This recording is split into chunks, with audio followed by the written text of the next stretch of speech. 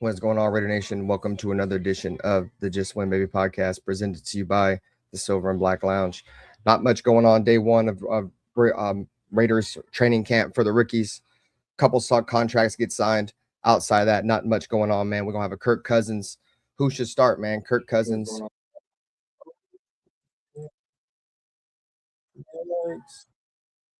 Okay, okay, got up.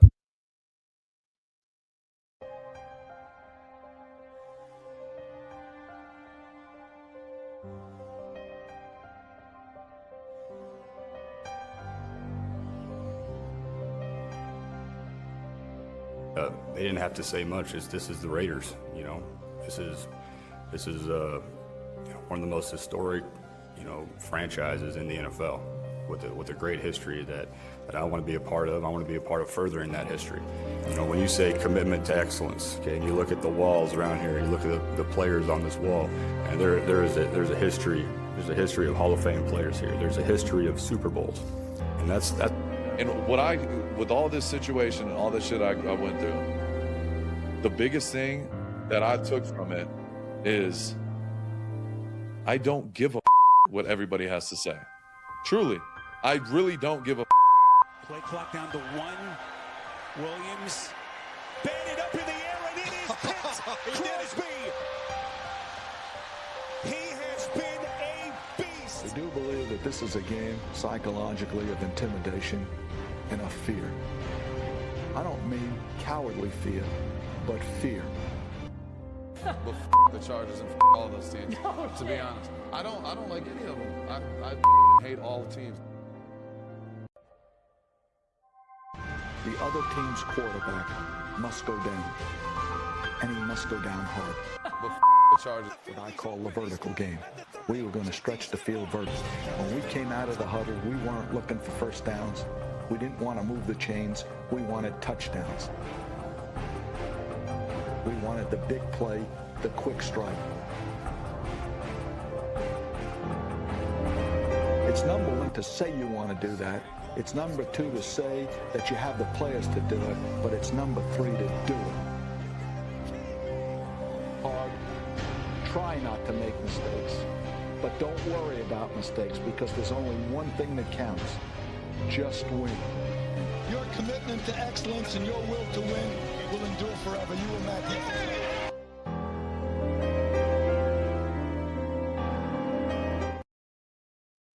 All right, guys, before we get into the stream, let's give a warm welcome. He's become a respected voice in Raider Nation, bringing great insight, passion, his own unique perspective on everything the silver and black. If you haven't already, be sure to check out his channel after the show. Go show him some love, man. Raider Nation, we want to welcome from the Real Nation, Real Talk Raider Nation, man, Silver and Black Lounge. Warm welcome to 805 Raider. Let's get it, show, man. Appreciate you guys for pulling up. We got 805 in here. Got myself, Nutty Raider Nate, Dirty. What's going on, everybody? What's going on? What's good? What's going on, man? Hey, first and foremost, man, I appreciate you with the invite, man. I always do everything I can to tap in when you guys go live on Fridays and all that, and for you guys to invite me into this space and be in your guys' world for just a quick minute. I appreciate it, and cheers to you guys. I got my Jack and Coke ready. Let's have a good time. Cheers, man. Cheers, for sure. Talk some Raiders football, man. Like I was saying in the intro before I had some technical issues, not a lot of stuff coming out of the first couple of days of rookie training camp, guys. Just a couple contracts got signed. Max Crosby getting to the building early as always. But, that's still good things, man. The Raiders all getting there at the same time, practicing and getting that camaraderie early, man. So we're going to talk a little bit about that. Before, as always, man, we want to give a huge shout out to you guys that are in the chat showing some love. Jason Marshall became a member of the channel. And shout out to you guys, man. We hit the goal of 20 members. I told you guys once we hit 20 members, we're going to do a jersey giveaway. So the beginning of September, I'm going to do a memberships only live stream. You guys can join the membership program, 99 cents to the end of August. I'll be giving away a jersey.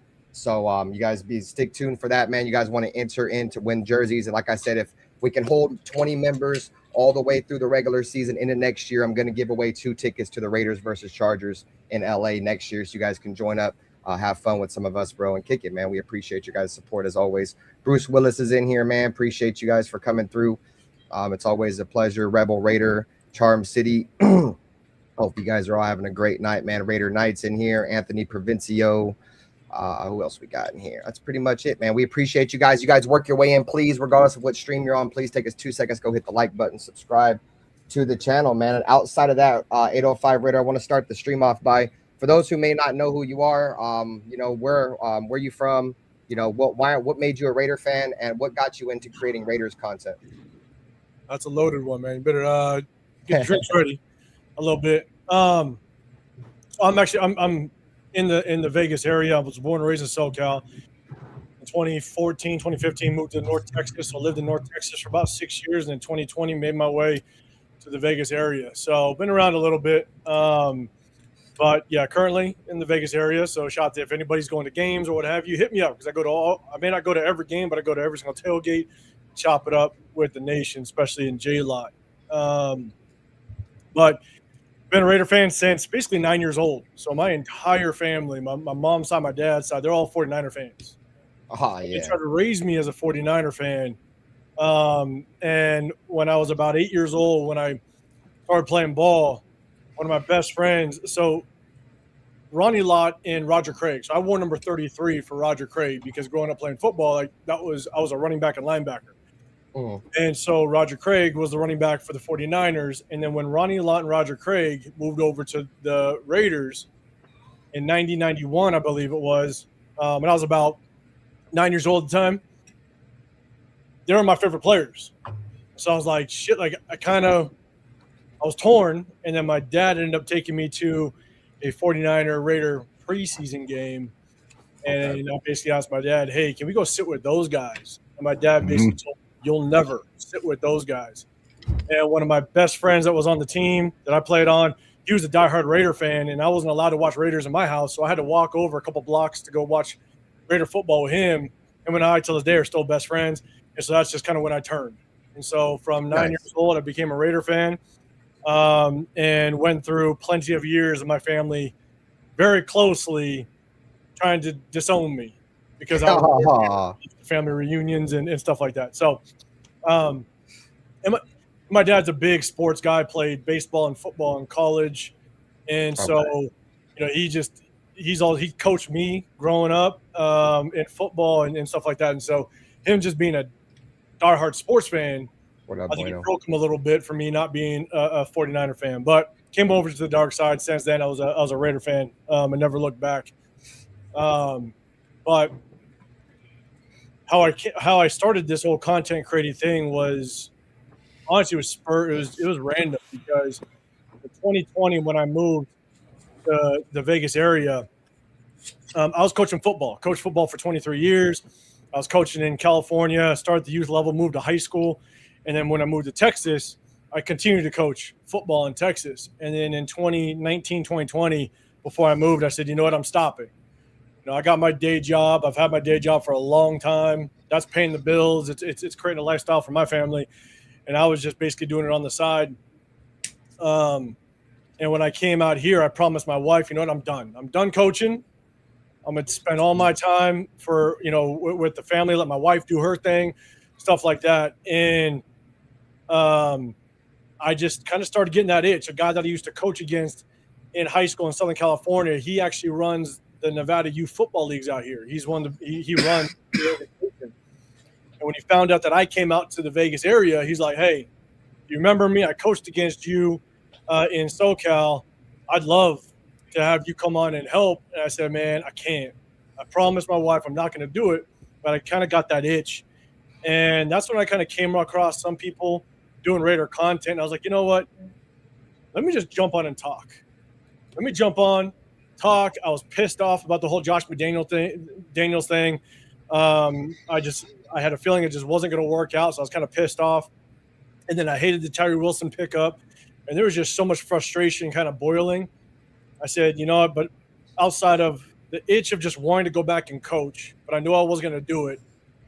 And then me basically so pissed off with what the Raiders were doing, the state of just the organization. I was like, you know what, let me get on here. Let me just talk and just see what happens, and maybe I can kind of get the itch out. And the ball kind of got rolling, and from that day forward, I think at this point with my channel, I just love the fact that I've created just a little bit of a circle of people with Severe and Chris and people that I get to meet up with at the tailgate and stuff, the circle and just the group that I've been able to kind of link up with, I think, man, it's gotten that itch out with coaching. And so I'm cool with the space that I got, man. And again, I just appreciate you allowing me to come on and chill out with y'all for a Friday night. So that's how it's worked. Oh, brother, it's your world. We're just living in it, brother. We appreciate you having you here. Well, I ain't gonna blow your head up that much, man. Thank you for coming on, man. Showing no appreciation, right? My question is, how did you, Severe and Chris, even link up to start the show that you guys have, which is an awesome show, by the way. You know what I mean? I appreciate it. So it was a couple seasons ago. I got hit up by a guy that was watching my channel. He lives out in the Vegas area, and he was the general manager for the Ahern Hotel out here in the Vegas area, kind of north. Guy, I know who you're talking about. What up, still man? Yeah, and he hit me up and he goes, "Hey, I had Mitchell Renz lined up to do a draft show. He was going to come in town to do a draft show, and he canceled on him last second." Wow. And he watched my show and he goes, "Hey, do you think you could do a draft party, like a live podcast, stuff like that?" And I was so early in my days of doing this. I've only been on since, the 2023 season. Yeah. And he goes, "Man, could you do it? I'd love for you to do it." I'm like, "Bro, I've never done something like this before. I'm new to all this stuff. So I don't even know how I could hook shit up the whole nine."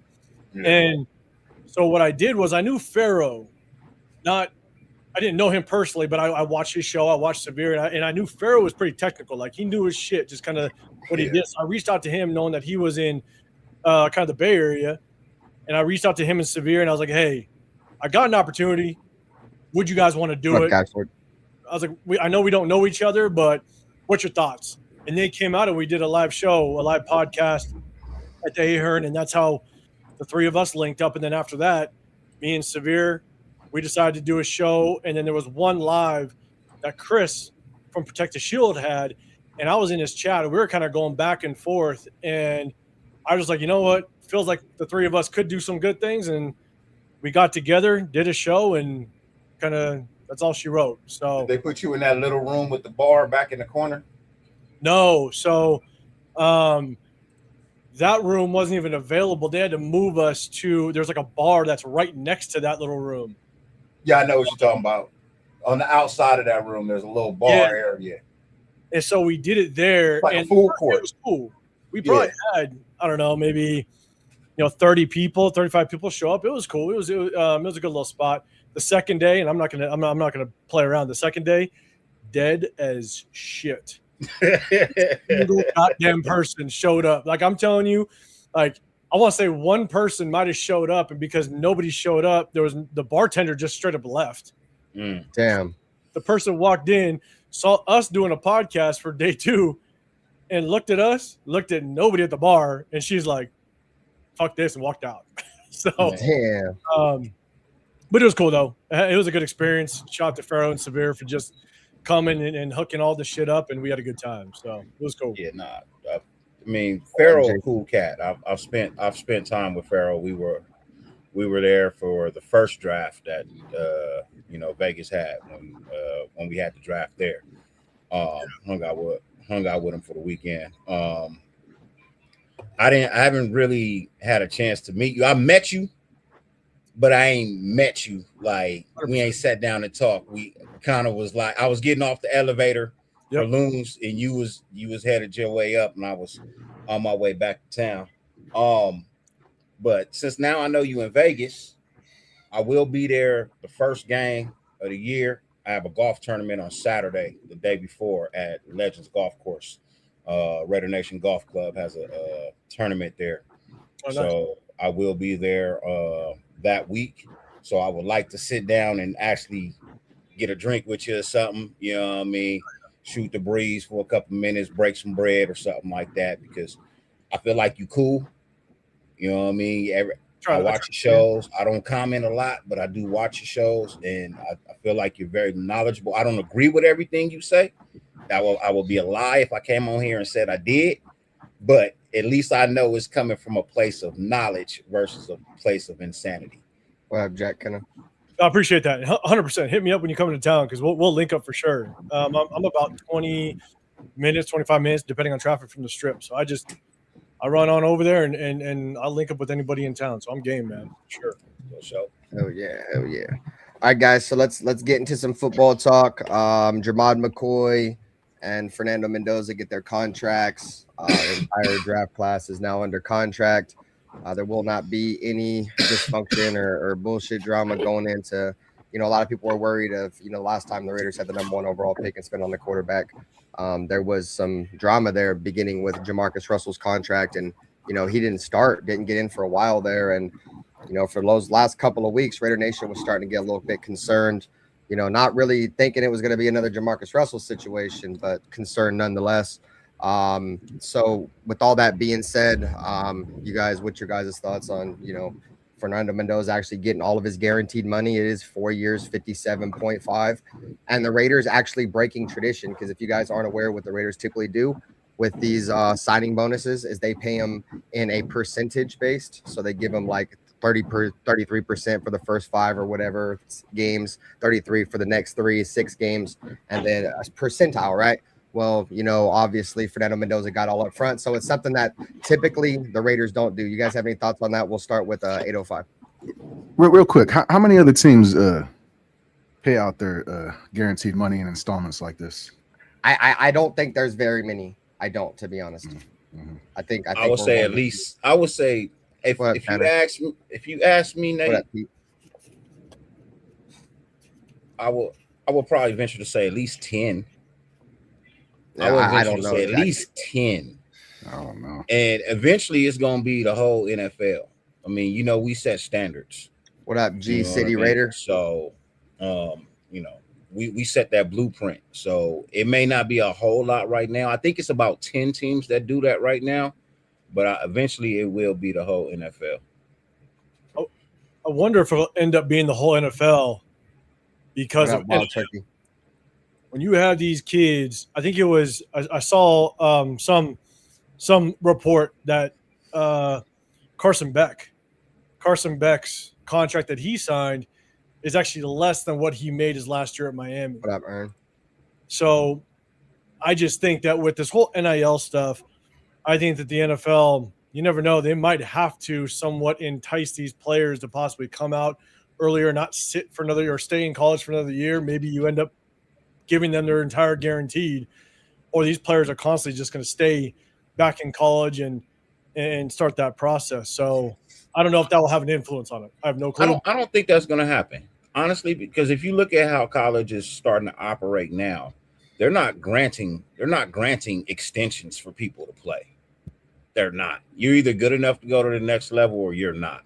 That's just what it is. And I think they're going to try and cap it is the NIL too. I think they're going to try and put a cap on the NIL. And I think that will be probably the most responsible thing, you know what I mean, to do, is to put a cap on what you can pay these players.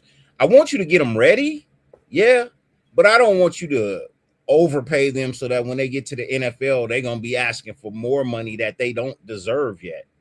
You know what I mean? Like I don't feel like Mendoza is earned the money that he's getting, that his contract is at. I don't think he deserves it yet. Will he in time? Probably, hopefully. That's what we all hope. But let's just be honest. Like, when you start a new job, do you start at the top of the pay? You know what I mean? You don't start at the top. You know what I mean? Like, you gotta at least do 6 months to get a raise. Maybe in the middle, but nobody starts at the top unless they get in top tier like jobs, like CEOs and things of that nature. I don't find a quarterback to be a CEO. I find him to be a manager. Well, with Fernando Mendoza signing it at the 11th hour. Yeah, right. Right. I think what sucks is it was just kind of a Raider thing. You basically had to have just a little bit of drama leading up to it as to whether or not he was going to sign and be ready and be there day one of training camp. But I guess for me, good. It's great he signed. I'm glad he signed. Man, just get on the field, start learning, start developing, do your thing. But the Raiders had to have known that you picked him number 1 overall. So just sign him. I don't know why that there was this, back and forth or what have you. Yeah, I get it. You got to get the verbiage right, and the contracts can get pretty detailed. The only thing is, I thought there was a chance that Fernando Mendoza was like, hey, I want that guaranteed because it sounds like he's a pretty talented kid and smart kid when it comes to finances. And so if you drafted him number 1 overall, there's a damn good chance you're Got good the new members. his guaranteed money anyway. So just do it, cut the drama, and let's just get him on the field. But they got it done, but the Raiders had to kind of string us out just a little bit. Nah, man, it ain't never a dull moment being a Raider fan, 805. Like you said, at the 11th hour is crazy, bro.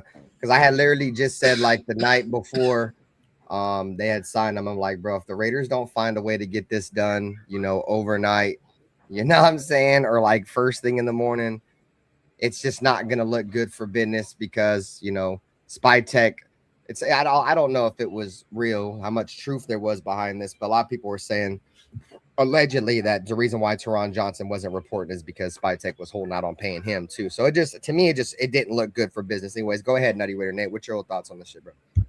No, yeah, I asked about how many other teams do that installment payments shit. It just seems real old school to me. I mean, especially with the first overall pick, I can see like the 6th overall or the 13th overall or the past couple. Yeah, it's understandable. It's whatever. But the first overall pick, and he's supposed to be your future quarterback. I don't know. But at the same time, I'm kind of contradicting myself because the whole time Mendoza was talking about I got to earn my position here, and I need to earn my spot with the guys, and this, and then on the other side, he's like, but I'm not gonna. He didn't really say that, but it felt like he was ready to hold out for the offseason or for the training camp thing, and like you said, like the 11th hour, he signed last minute, so it worked itself out, thankfully. And we didn't have a debacle. I was hoping he'd fire his agent if it went longer than it needed to, but we took care of business and let's go. I feel like it's a smart thing, though. You know what I mean, Nate? I feel like it's a smart way to approach Vegas football. Protect your player. Don't give him too much that he can go out and do stupid stuff with it. You know what I mean? You give him just enough to live a little bit more comfortable than most people in the city, right? But not too comfortable. You don't want him spending ridiculous amounts of money. He's not saying that's what Fernando Mendoza would do. I'm not saying that by any means, but it's a trend. If I treat the starting number 1 quarterback, number 1 draft pick, if I treat him this way, nobody behind him can come and say anything different. I did the same deal I'm doing for you that I did for my number 1 overall draft pick. I'm not treating anybody any different. What I'm doing is I'm protecting my investment. I'm investing in you, and I'm protecting you by not giving you too much money right now. Give you just enough to find you a place to stay, get you a transportation back and forth to practice and to the game, which technically you really don't need because they got cars, they got rookie car service. You know what I mean? They got Ubers and Lyfts that the team will pay for. So you don't technically need a car, but you do need a place to stay. You know what I mean? You might need an apartment, a little townhouse, a little something, right? Everybody got to have clothes. You know what I mean? Everybody got to have food, although you can eat at the facility for free all day long until the facility closes, right? You can even pack you up some and take you something home. You know what I mean? So it ain't like you going to ever starve. There's money and there's food, right? So you give them just enough to learn how to, navigate the NFL. And then once they learn how to navigate the NFL, then you start giving them a little bit more. You know what I mean? So I'm perfectly fine with shelling out small sums of cash. You know what I mean? I don't feel like 90% of these players don't deserve the contract that they got. They haven't proven it. They've gotten their contracts and done nothing, right? So you can thank the Raiders for this cap that rookies even have in the first place, all because of Jamarcus Russell, that $50 million bust. You know what I mean? So it's kind of like I don't technically have an issue with it. What I have an issue with, as I, and I don't know if 805 heard it on our last show, I have an issue with the agents. The agents are the ones that are making these deals bigger than they need to be, because they got to get their percentage, and they want their final pay to be just a little bit higher, so that maybe they can buy this new Lamborghini or Ferrari, or pay some alimony, or catch up on child support, or whatever it is they doing. But they get paid based off what the number is for the athlete. They get that percentage. So me, really, truthfully, I got more of an issue with the agents than I do the players. I'm with you with the agents, but it's the Players Association at the same time. When you put those two together, you got that association that's all about the players, and so they're going to do what's in the best interest of the players. But then you also have the agents. The agents are obviously going to just be pushing for money. Now, don't get me wrong, I'm all about the players getting their money. I'm okay with players getting their money as long as it's. Like, I think obviously what Matthew Stafford and Jamarcus Russell and Sam Bradford, those guys got when they were, just entering in the NFL is wild. That's crazy as shit that you could literally cripple an organization for the next 15 years if you suck. So I'm okay with some of the rookies coming in and getting a decent amount of money, but it's going to be a battle either way. It's going to be a fight, because you have the Players Association and you have the agents, and when you combine those two and they're just going to fight like crazy to make sure they get their money, it's going to be a little bit of a battle. I do think that just a rookie pay scale is probably one of the best things to happen for organizations. It's just that we're looking at Fernando Mendoza, number 1 overall, and he's getting banked. He's getting paid. I think the difference between a number 1 overall and, let's say, like the 25th overall, there's a pretty vast difference between those contracts. About $4 to $5 million. So I think it's, I don't know. I think it's a lot. I don't know the exact number, but I think it's like $4 or $5 million. It's a $4 or $5 million drop off. You know what I mean? That's per year. Top 10, I think it's like from number 1 to number 10 is a $2 million difference. Is that per year? Yeah. Yeah, that makes more sense. Yeah, I'm with you on that. You know what I mean? So it's like a $2 million difference between number 1 and number 10 overall. So you would assume number 24 would have to be somewhere down the line, 4 or 5 million, maybe $6-7 million difference. You said it, bro. You said the magic number, dude. I ain't say no magic numbers, brother. Yeah, so I ain't said nothing.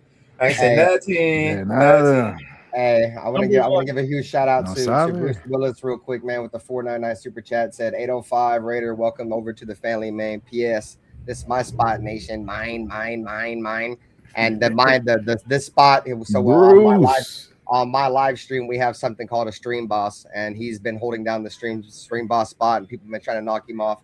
So he's getting his health bar back up there, man. But outside of that, man, he wants to give a huge shout out to 805 for joining the show, man. So shout out to Bruce Willis, man. And for Shelly, man, 805 is one of the best at what he does on here. Like I said in the beginning, man, him and Chris and Severe, they do great work over there, bro. And ever since he joined, YouTube, I've definitely been tapped in with him. And like I said, me and Chris go way back. And once I seen Chris, anytime I see Chris linked up with people, bro, I know they good people and they do good work, bro. Because Chris does great work himself. So shout out to 805 for sure. Trying to follow your lead, big dog. That's all we're trying to do. And you guys are fucking paving the way, man, for a lot of other content creators as well, my friend. It's all just a team effort, bro. At the end of the day, gang, I came onto YouTube because I felt like, because when I came to YouTube in 2015, there wasn't too many content creators, bro. There was Mikey Raider Critique, the Black and Silver Way. I think there was Raiders _1995, a couple of us, bro. And I wanted to bring Oakland tailgates and what it was like to be a season ticket holder to Oakland to YouTube, bro. And that's what I came here to do. And then at the end of the day, I got tired of, the Raiders getting shit on by the mainstream media who knew nothing about the Raiders. You know what I'm saying? I wanted to come on here. And if anybody's going to shit on them or hype them up, bro, I want, people who actually know the team. And that's us, you know what I'm saying? Because nobody knows the Raiders like we do. So appreciate you guys, man. So I want to get into, we got a little bit of video here from training camp. It's nothing much. It's pretty much just a bunch of walkthroughs, a couple little clips right here from Instagram. And then I got another clip as Fernando Mendoza was he had an interview today with Paul Gutierrez. So this is a little bit of film that they showed from training camp. Max Crosby pretty much out there. It looks like his knee's doing good. You feel me? That's a positive. He's out there jumping around on his knee. So we need that because, you know, if our defense is going to have any chance, bro, it's going to be because of him. You know what I'm saying? So they have that clip. You know what I'm saying? They got, I'm not sure, is that Mike Washington? Where's 37? It looks like it. Is that Himby? What is that? I forget who wears 37. Chat. Let me know if I forget, bro. They got Fernando Mendoza. A couple of shots of Fernando Mendoza throwing the ball around. Nice tight spirals, bro. Like to see that. No wobbly ducks out there. They got I like seeing the receiver look the ball in. That's always nice. What up, game? Recognized game. Fernando Mendoza. Some more clips of Fernando Mendoza. Got some clips of who's that? Who's all that? That's that undrafted quarterback. Yeah. Okay. I'm like, who the hell is this guy? I don't even know. I don't even recognize that number. Then they got one of the tight ends. Who's that? Ian Thomas? Or is that Runyon? No, is that 30 or is that 80? That's 80, I think. Is that Runyon? One of them, bro. Shout out to you guys in the chat, you know. And then, so before we get into the next topic, I have that. And then I have the little interview from Fernando Mendoza I want to go over real quick. And there was only one thing that I wanted to get from this because I wanted to ask 805 Raider the same question I ask everybody. So we'll get to the pad level. 805. So I like the pad level in there. That's Washington. Yeah, okay. 30. That was Washington. All right, guys. So Fernando Mendoza was asked about the quarterback room and what he expects out of the quarterback room, because right after this, I want to ask 805 a question. So it's going to be pretty much relating to this right here. That's on mute. Sources of information, whether it be the coaches, my teammates, especially in the quarterback room. It's basically all the palm of my hand, and I just need to take advantage of it. Would you describe how that's going to look going into training camp, the competition, so to speak, amongst all of you? Yeah, I think that Kirk, Aiden, Jacob, everybody in the quarterback room is a top-tier quarterback. Yeah. And it's going to be competing with each other, not competing against each other, competing with each other, pushing each other to be the best quarterback we can possibly be for the Las Vegas Raiders and to enable to them to win as many games as possible, rather than against, withholding information, wishing maybe not the best intent on somebody. It's more and wishing the best for, you know, hey, I saw this, hey, I saw that, competing with each other and growing with each other. Gotcha. So before I get into the question, I was going to ask 805, what's your guys' take on that? On what he said right there with the quarterback room, everybody just kind of helping each other instead of trying to plot against each other. We'll start with 805. I have no clue what type of mentor or how Kirk Cousins is going to help Fernando Mendoza. I do think that Kirk Cousins, I think he's a genuine enough guy that he's probably going to not be, you know, like the story that you have from what's his face? The kid from Texas A&M, Johnny Manziel. The story that he had with Brian Hoyer, where Brian Hoyer was basically like, screw you, young cat. Like, this is my job. I ain't helping you for nothing. I think just with Kirk Cousins, he's a genuinely probably nice enough guy where he's not going to intentionally screw Fernando Mendoza over. I just don't know how much he's going to help him take his job. Because it's not like Kirk Cousins is 30 years old or 28 years old.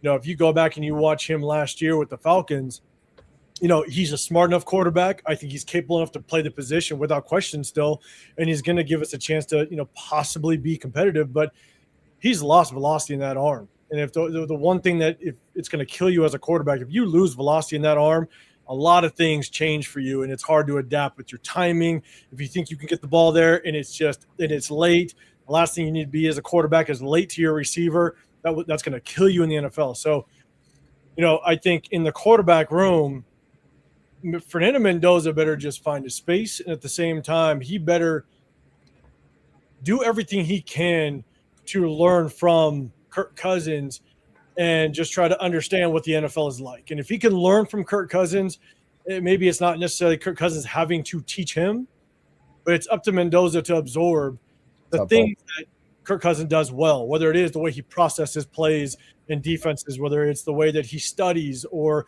the way that he's able to kind of digest the nuances of the NFL.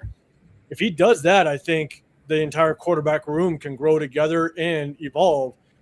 I just have no clue how much Kirk Cousins is going to be like, yeah, young buck, like I'm going to teach you everything I got for you to just take my job by week 8. This is Kirk Cousins' probably last chance to win a Super Bowl if he ever has a chance. And so, we'll see. We'll see kind of how it plays out and just how buddy Kirk Cousins is going to be to set somebody up to take his job. Nah, and you make a great point there too, bro. Because I know a lot of quarterbacks, bro. They have that same mindset, bro. When a young guy comes in, and they really want to teach him and give him the tricks of the trade, knowing they probably gonna take his spot. And you make a great point as well. With I don't know how many more stops Kirk Cousins got left. You know what I'm saying? This is probably going to be his last stop. It's probably going to be his best opportunity. Well, I won't say his last stop. It's probably his last starting stop. And he's going to have his best opportunity with, Clint Kubiak, and the Raiders got a all-star tight end and Brock Bowers and Ashton Genty. It's just if the offensive line can protect him, it's going to be his best shot. So that being said, what was your thoughts on that? What Fernando had to say, Dirty? I never change, bro. I expect for you to say all the right things. How much of it is true? I don't know. You know what I mean? Would you prep somebody to take your job? I mean, I'm not. You know what I mean? I'll prep you to work alongside of me, but I'm not going to prep you to take my job. But at the same time, if you can't cut it, you can't cut it. That's just the reality of the situation. And, I think the only thing that Mendoza cannot do, that Kirk Cousins can do right now, well, two things. I think Mendoza throws a better ball. And other than that, he can't play under center. I think Kirk Cousins can play under center. It's just the difference that's the difference between the two. Aside from the arm, I think Mendoza does have a better arm than Kirk Cousins. I think Kirk Cousins is smarter because he's been in the league longer. But that's not to say that Mendoza can't process and catch up quickly. But I expect you to say all the right things. I don't expect you to come in here and say, "Oh man, he ain't doing shit for me." You got to remember, I'm not being racist. He's not a diva black quarterback. He's not going to do that. Like the quarterback down in Atlanta, I ain't getting no help from Kirk Cousins. Okay. The world need to know that. Does everybody need to know you ain't getting no help from Kirk Cousins? We can see you ain't getting no help. We can see that even if you had a different quarterback from Kirk Cousins, you still ain't getting what you supposed to get. Why you think they brought in a quarterback that's just as bad as you to go up against you for the starting position? Tua and him are the same damn quarterback. So Tua and who? Kirk? No, the dude that's in Atlanta that everybody wanted that I didn't. Penix. Yeah. So glad we never got him, bro. I felt like that was a bullet dodged. I did not want him. But him and Tua, he probably wouldn't have got Brock Bowers, dog. I ain't gonna lie. Athletically, they're the same quarterback. He don't take as many concussions as Tua, but athletically, they're the same quarterback. The whole narrative of Kirk Cousins not helping Michael Penix, what have you, I just think the Falcons situation between this situation is completely different. Because I truly do think Kirk Cousins went in there with the intention of playing out his contract and trying to take the Falcons to a Super Bowl. You hear the stories. They have a good squad. It was a good squad, but at the same time, his wife is originally from Georgia. Raider Shep is a Georgia. So I think I think Kirk Cousins knew at the same time, like I'm at the tail end of my career, right? And so you go there with a Bijan Robinson, you go over there with a Kyle Pitts, with the Drake London. I think he went over there with a good offensive line to a good play caller. Start for a few years and try to get that team to a Super Bowl, and then he just gets absolutely blindsided by them getting Michael Penix. And I bet you he was pissed. I'd be pissed if I was maybe told something different. But when he comes here, I think he was probably pretty clear we're drafting Fernando Mendoza. So I think he understands the situation, and at the end of the day, he accepted it. So whatever, his future is his future. You do you, but maybe he is more willing to maybe help out Fernando, knowing that Fernando is the future, and maybe Kirk Cousins got a year to prove himself. But I don't even know how that's going to work out, but we'll see. And go ahead, Nate. Sorry, my bad, bro. It's already a friendly relationship with their little stepbrother skits, and I could not stand it. You know what I mean? So they're buddy already as far as the optics look right now. You like them to push each other. Fernando's the future, and Cousins he's holding on for dear life. It'll be interesting. I think it really just depends on this offensive line and how fast they can get their shit together, and we will see. We will see. What up, Anthony Provencio? What up, brother? So, like I said, I was gonna ask you this question, 805, because Clint Kubiak had said that everything has to be earned, right? He was making the players from the beginning have to earn the shield. You know what I'm saying? So everything, according to what he said, the players have to earn it, right? But from what we're seeing is that it seems like Kirk Cousins is just being handed the quarterback job. And I get it. I get the overall narrative of, Tom Brady and John Spytek. They don't believe in starting a rookie quarterback. But the question I ask you is if Fernando Mendoza goes out there and he looks significantly better in training camp and in preseason, even though preseasons don't matter, and probably more importantly, that scrimmage game against Houston, do you guys still trot out Kirk Cousins, or do you trot out Fernando Mendoza? If Fernando Mendoza comes out preseason and balls, I still think this is where it's really difficult, because there's as much as I'm an advocate of sitting a quarterback, allowing him to develop and learn for however long it takes. I think the Raiders, as much as, again, I'll preface this for anybody that hasn't known up to this point, I did not want to draft Fernando Mendoza. I didn't. I wanted to trade back. Thank you. Broke down his game film to try to just kind of show many examples of the concerns that I have of Fernando Mendoza. But whether Fernando Mendoza or not, I'm all about allowing a quarterback to digest the NFL. There are so many things and differences between the college game and the NFL that it's extremely hard for a quarterback, which is probably one of the hardest positions or hardest things to do in sports in general. Quarterback in the NFL and hitting and being a good batter in baseball, hitting against some of the best pitchers in baseball is probably some of the hardest things to do in sports, period. I'm an advocate of sitting the quarterback and allowing him to develop. Right. But at the same time, there's no right or wrong answer. You can point to examples where a quarterback started day one. Look, I wanted Bo Nix that year. Didn't happen, and he started day one, and he's finding some success, right? But then you also have examples of a Jordan Love or Aaron Rodgers, where they sat a few seasons, and then they found success. So there's no right or wrong answer. But I just want the quarterback to be developed right. We're not in the coaches' rooms. We're not in the film rooms. We're not in the position rooms. And so I have no clue how well Fernando Mendoza is developing, even if he does do well in the preseason. Because if he does well in the preseason, then you got to take a look at, are we playing most of our starters, or the other team's playing third stringers? You got to understand what the competition really is. But I want to see him play a lot of preseason, because one of my biggest knocks on Fernando Mendoza is I don't think he's got very good pocket presence.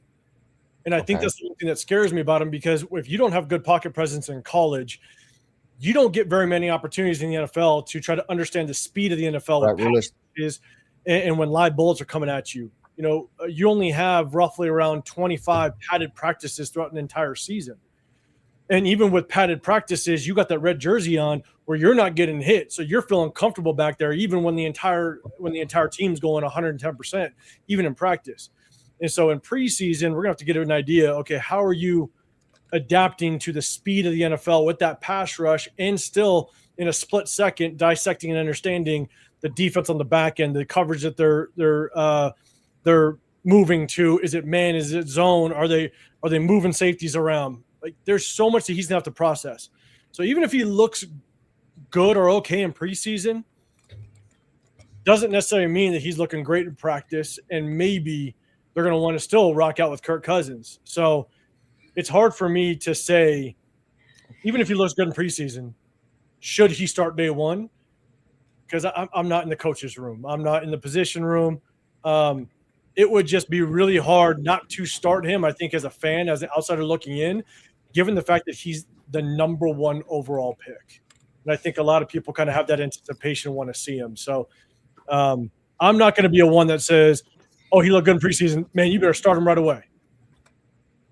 So that's just I think our biggest clue will be how the other players feel about him, how his receivers are. Shout out to 45 people. Hit the like button, guys. Who they'd rather catch the ball from, and they'll kind of give hints and who they think should be the starter. So if we listen, we'll get a feel for it. We most Raider fans, we know what's going on, right? Shoot. Well, I mean, no, but you want your rookies to get battle tested early, you know. I'm kind of on the same wavelength. Like, bro, I want to see what he goes out there and what he can do.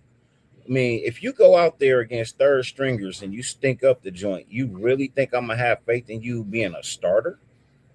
No, I'm not.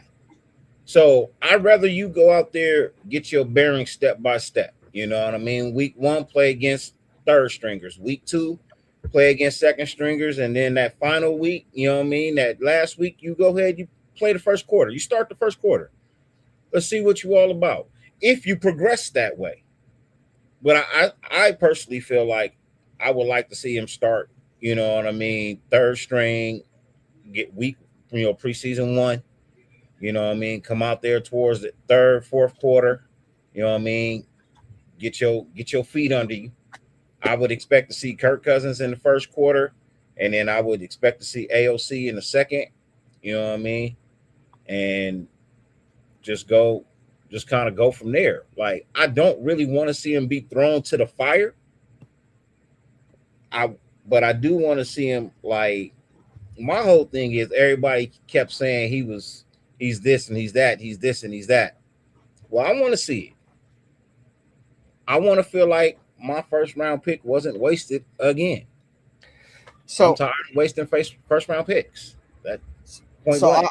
I'm gonna go out. I'm agree with what 805 said. Like, I wanted, like, as much as I didn't want Fernando, like, I kind of just got on board with it being a Raider fan, because I felt like it just was. There's no way it wasn't gonna happen. But no, I've said this before. What really concerns me, it's that if you draft a quarterback number 1 overall, aren't you expecting him to be able to outperform how old is Kirk Cousins? Like 34, 36. And if he can't outperform this veteran quarterback at the end of his rope, what makes you think he's worth a number 1 overall pick? That's the argument I'm trying to make. And I think Fernando Mendoza has potential to be a good quarterback. We have to see how it goes. But the argument I'm making is that it seems like he's not that good, because I don't know. It's weird to me. The whole optics of it is just weird as hell. So he's just not ready. He doesn't. The system's a little complicated. I feel like the footwork's different. The timing's going to be different. The speed's going to be different. Yeah. I think that what's really difficult is there's a lot of reasons why I wanted to trade back. And we're talking about a prospect other than Fernando Mendoza that is very different from other quarterbacks that we've seen in the past, right? So I will not be surprised if Fernando Mendoza doesn't see the field, barring any injury to Kirk Cousins or whatever. I would not be surprised if the plan is truly, I know Clint Kubiak and even Tom Brady has said it, where their plan is to sit Fernando, right? They don't want to play the rookie quarterback. But Dirty, I agree, where literally the best experience Fernando Mendoza is in the game, because you have to understand how to orchestrate and perform at a high level when the bullets are live, when the defense is coming at you. And when you practice and you have that red jersey on, you can drop back without any fear of a 6'6", 270-pound DN coming to take your head off.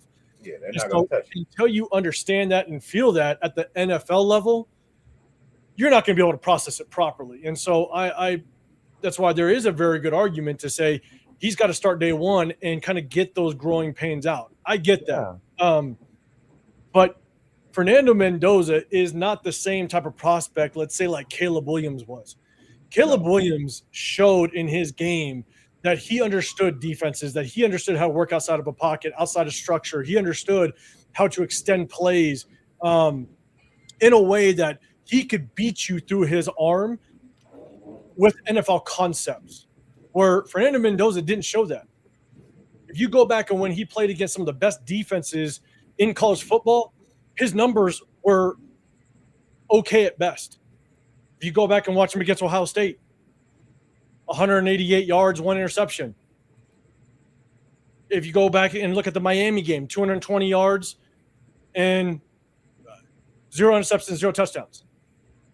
But he had the great run. That's basically what he is. And so if you go back and you watch his game, 90% of his throws is about 10% of what he's going to do in the NFL. So what is the other, what does the other 10% look like that's actually NFL caliber throws, NFL style throws, where he's got to work the middle of the field, where he's got to hit tiered concepts? It's not great. And so, and you go back and look at the second half of the Miami game. He basically came out at a halftime and got sacked back-to-back dropbacks. Why? Because he just doesn't if the answer isn't there, he doesn't process it well, and he just takes sacks. Or he just drops his eyes way too early and takes off to run, and that's not going to work in the NFL. And so when you take different, like, number one prospects or top-end quarterbacks, the problem is Fernando Mendoza is not a type of guy that's going to all of a sudden just kill you with his arm through the air with NFL-style concepts. If it's not an RPO or back shoulder fade or go ball, it's not great. And so – and there's not a whole lot to evaluate because it's literally like 10% of his throws that you can take a look at. So I think it's going to take him a long time. Yeah, he's a system quarterback for sure. 100%. Because go ahead, Ben. Adding, I think there's a couple things that the Raiders looked at when getting Mendoza. If the Raiders probably didn't have Clint Kubiak or a guy that's quarterback whisperer, right? A guy that can bring the best out of a quarterback and coach up quarterbacks. Probably they don't go that route. I don't know. But the one thing I do like with Fernando Mendoza, and I've heard that argument before, 805. Obviously, you guys pay attention, bro. I didn't really pay too much attention to him. And the majority of his snaps are like back shoulder throws and RPOs. But the one thing I like about the kid, bro, is that at the end of the day, I'm a firm believer of, like, you don't have to have the best stats as a quarterback as long as you win the game. I'm a firm believer of the will to win, you know what I'm saying? Like the Raider way, right? The will to win. And I feel like he has that, like he don't never quit. He'll get, like, in that Miami game where he got smacked in the mouth. Dude, they were trying to kill Fernando that entire game, bro. And he may have not played his best game, bro. But when all the cards were on the table, you feel me? He put the team on his back and carried them, bro. He carried them, bro. Like Indiana had never done. I mean, Indiana was a laughingstock college program, bro. They've been that way for a long time, bro. And they turned he did something that damn near no quarterback in college ever did, bro. Went undefeated and won a national title. Like, I get it. Did he take the field? Did he take the field by himself? Flaws. Did he take the field by himself? No, that's why I'm saying. That's why it's the ultimate team game. That's why I say his stats don't tell the whole story about the kid, bro. You feel me? Like, of course he's not perfect. A lot of quarterbacks aren't perfect. He's probably not the consensus #1 overall pick in a lot of other drafts with better quarterbacks. No, but the Raiders are making it easy for him. He's coming into a quarterback-friendly system. Like everybody's like, he plays in quarterback-friendly systems in Indiana. Dude, the Raiders set him up in the most comfortable position, bro. The only thing he don't have is an X receiver, bro. He has a hell of a play caller, a hell of a quarterback coach that's a monster. The offensive line coach has won multiple Super Bowls. Like, there's so many positives that they've set him up for success. And yes, I think it's going to take some time, but the Raiders definitely did their part, I think, to try to set him up for success, bro. And I like the qualities that he brings. I think they're trying to set him up for success. See how he gets developed. Development. I think they're working their way into setting him up for success. I can't say they have just yet. I mean, yes, he has a nice running back that he can lean on. He has a nice tight end he can lean on. You know what I mean? O-line is still something to be desired, even though, you know, you got the center up there. You know what I mean? They got you a all-class World Pro Hall of Fame center. You know, there's no denying that. I mean, but like, if we're being honest, like, the rest of the line is still kind of oopsie daisy. You know what I mean? We still don't know where or how players are going to land or where they're going to play. You know, so like, there's still so many questions to be answered. You know what I mean? Because we're asking all of them every time a Raider content creator does a podcast. He's asking a question about this team. We're still searching for some of these answers, right? Like, these are great questions to be asked right now. As for, I wish people would stop saying, like, oh, Indiana when it's just Mendoza when they talk about Indiana. Indiana was a great team. Why? It was stacked full of players that were hungry.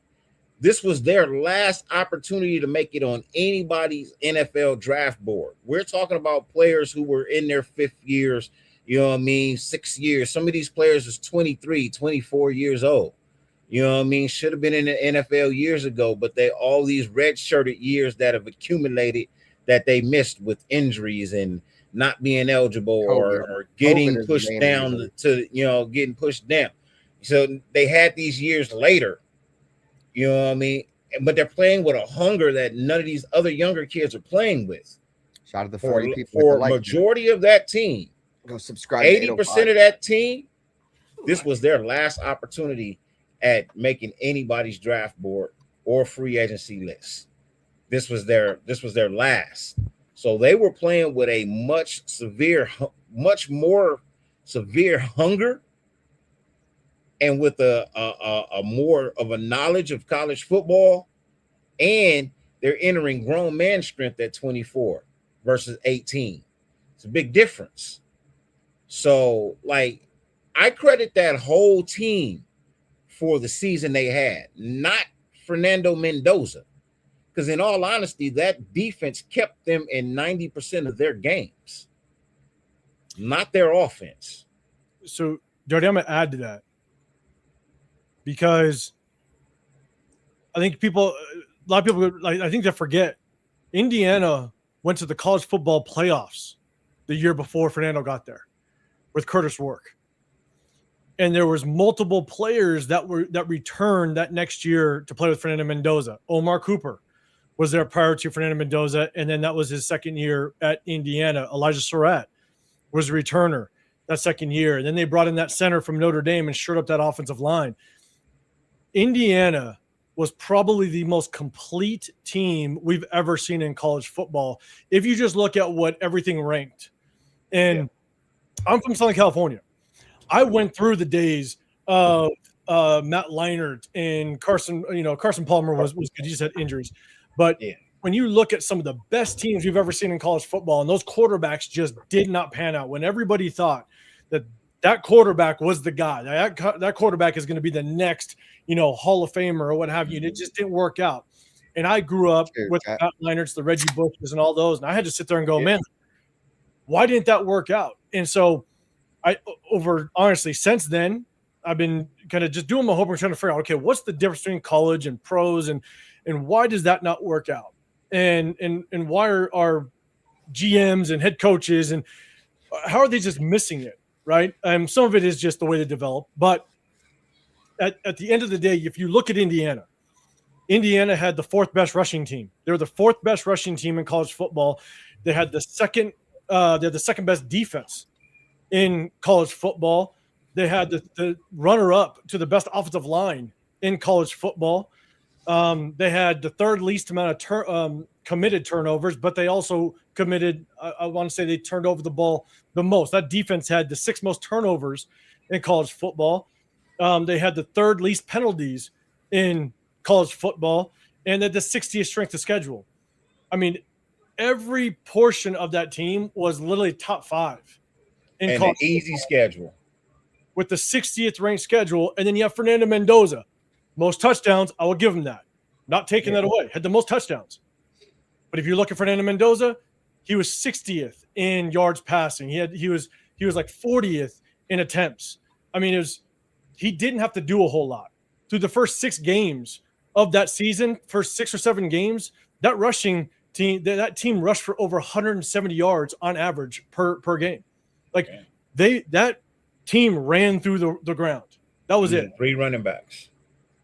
I mean, they leaned on the run game all year long. And I think through the first 6-7 games, Curt Cignetti understood exactly what this team was. They were a damn good defense, and they were a damn good rushing team. And they leaned on it for the rest of the season. Because if you go back and you look at just some of the games where people are like, oh, you had adversity. The Penn State game, without question, great last-minute drive. Right? Great drive. We broke that down on my channel, and we broke down that entire drive. It was a very good drive. There are some things that I didn't like, but at the same time, great drive.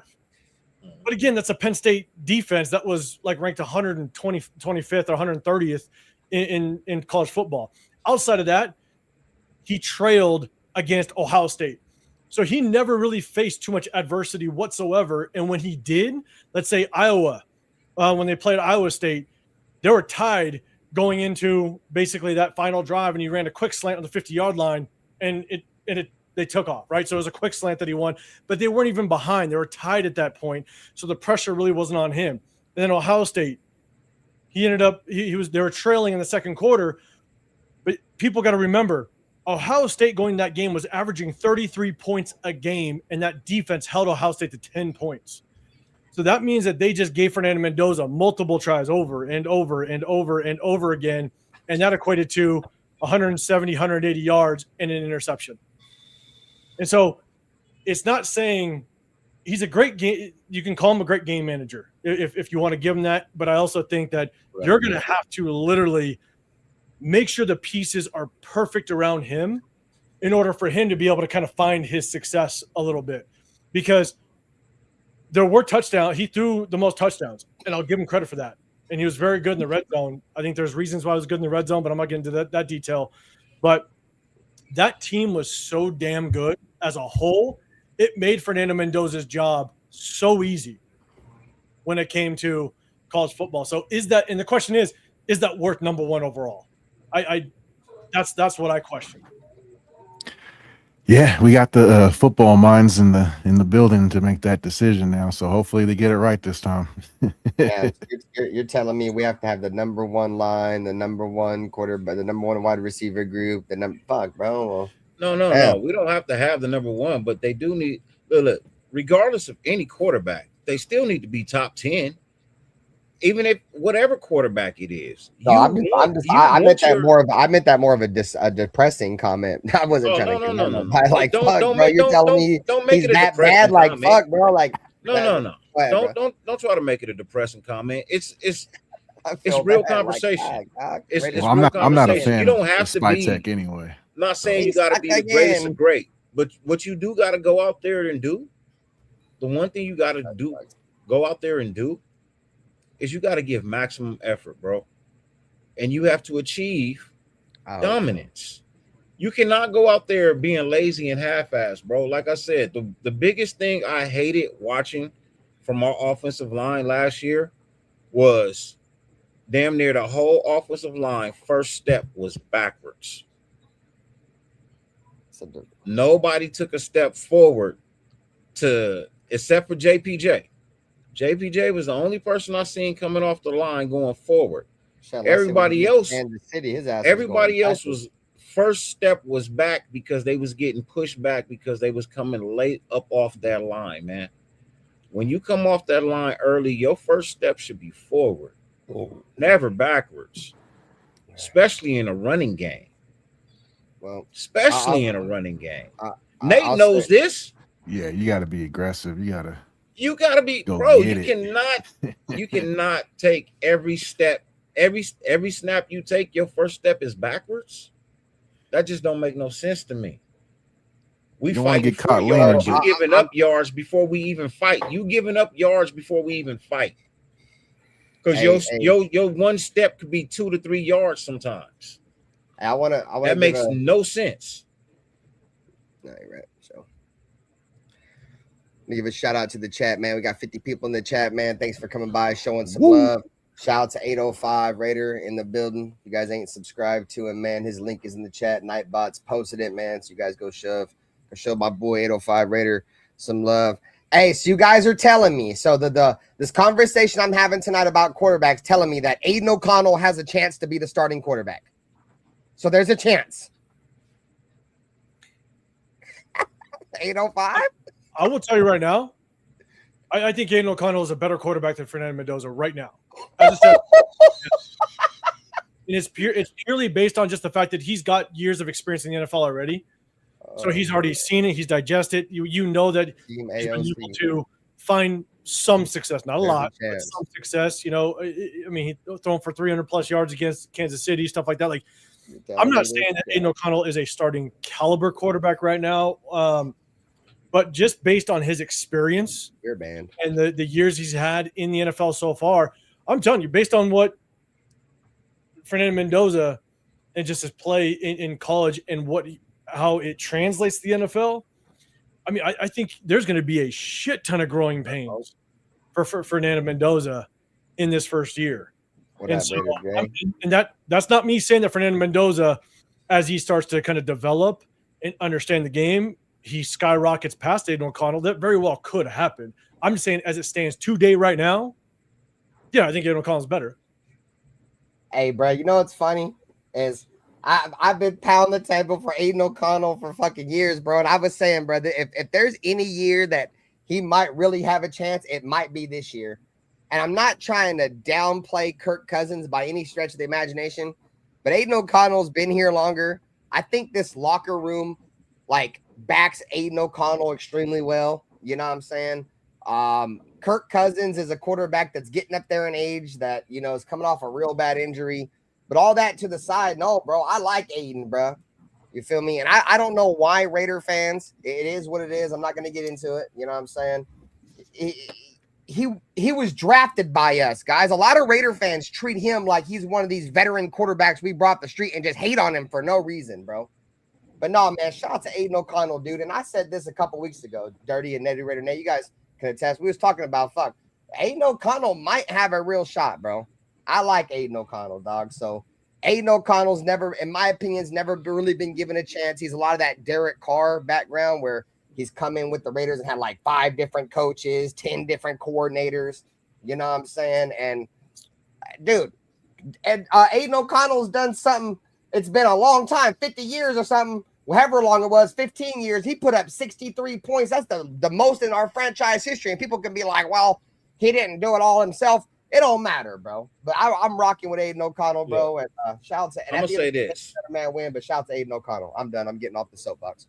I'm gonna say this about Aiden O'Connell. I am gonna say this. I don't feel the kid has gotten a fair shake. I'll be honest about that. I don't feel he's gotten a fair shake. I feel like he should have started over Minshew. I feel like he should have started over Geno. Honestly. I felt like both years he kind of got shafted, you know what I mean, with, the quarterback basically decision. So, what I wanted to see him get his opportunity, yes, I would love to see the kid finally get his genuine opportunity. Go out there and try and, you know, be the starting quarterback. You know, you're young, you've started games before, you have a head on your shoulder. I think you fragile as shit, but you know what I mean, go out there, take a hold of your opportunity, bro. This one is not going to stick around for you. It's just not going to stick around for you. So, you know, and that's just being honest. He's never been given a fair opportunity. He's never been given a shot. He's never had the weapons. I was thinking about the other day. Weapons or not, regardless of weapons or not, bro. Weapons or not, it starts at the top. And when you've already been ruled out as the starting quarterback, no matter what you do, that's unfair. And it's been done to him twice.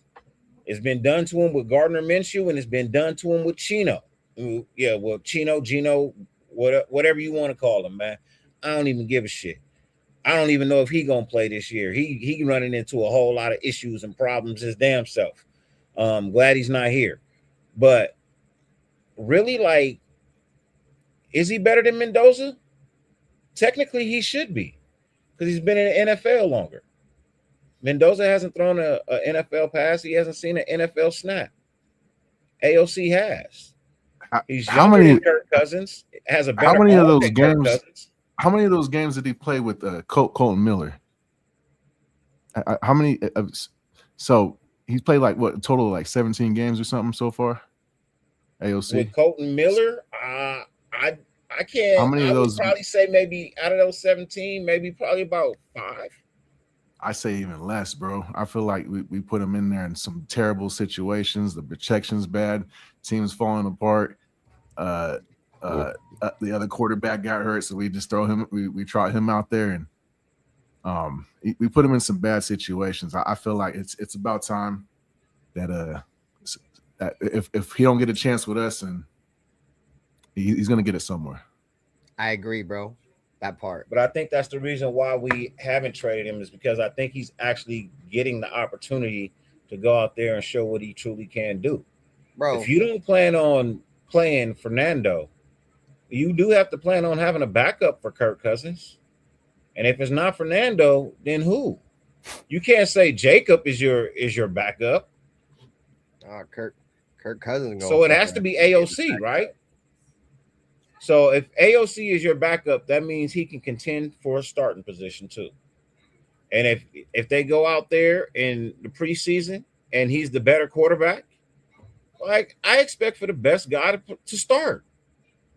I'm not taking no year off, rebuild. I'm not up for all of that. You need to bring me more than 3 effing wins, bro. Plain and simple. You need to bring me more than 3 effing wins. I'm not sitting around for three freaking wins. For what? For what? Yeah, bro. For what? You on the chopping block too. Get me somebody in here who can win. I mean, now. And it don't have to be 12 games. It could be 6, it could be 7, it could be 8. Anything higher than 8, I'm fine with. But show me you came in here to build something, and that we're heading in a direction that people could be proud of. You come in here and give me 3 wins like I had last year, man, bro. What have you done? What have you done? So since we're talking about wins, let me ask 805 this. You don't have to give a win total on. Just what's your overall expectation for year 1 with the Raiders? 805. Year one with Kubiak, I should say. Sorry. We kind of broke down the schedule, and now, mind you, I'll preface this as well. Like I wanted Clint Kubiak. Right, so yeah, me too. That's why I have a little bit of hype. Sorry. But and so we got the head coach, and that's got to obviously account for something, right? Yeah. And so we broke down the schedule, and I'll be honest, my floor was 2 wins, my ceiling's 4 wins. That's kind of where I see it. I think it's going to take, if Kirk Cousins does truly get to start week 1, I think it's going to take him probably a good 4 to 5 games just to kind of get his feet wet with the weapons in real game-like situation. I think that there's a good chance that Fernando Mendoza and Aiden O'Connell are probably going to get the majority of snaps in preseason. I'm not sure how much Kirk Cousins will get. So he's going to have to get his feet wet. One of the hardest things to do with quarterbacks is get chemistry with your receivers. And so he's going to have to try to figure that out against live defenses, right? Not just in practice and stuff like that. So it might take him 4, maybe 5 games just to kind of get his feet wet. But at the same time, like, we have a tough ass schedule. Our schedule ain't easy. And some of the games that we should win, like we should beat Miami, there's a good chance that we should be competitive against the Saints, but I think we're just meeting the Saints a little too early. I think the Saints, they're going to be dialed in. It's year 2 for Tyler Shook. It's year 2 for the head coach over there. So they just might be more dialed in than us. And we got to go to New Orleans. So Kirk Cousins is, again, I think is still trying to get his feet wet with our receivers in the chemistry. So we might end up just losing that one. And then after that, you look at the schedule, like, we're going against good defenses. We're going against some overall good teams, and our AFC West opponents, they've all gotten better.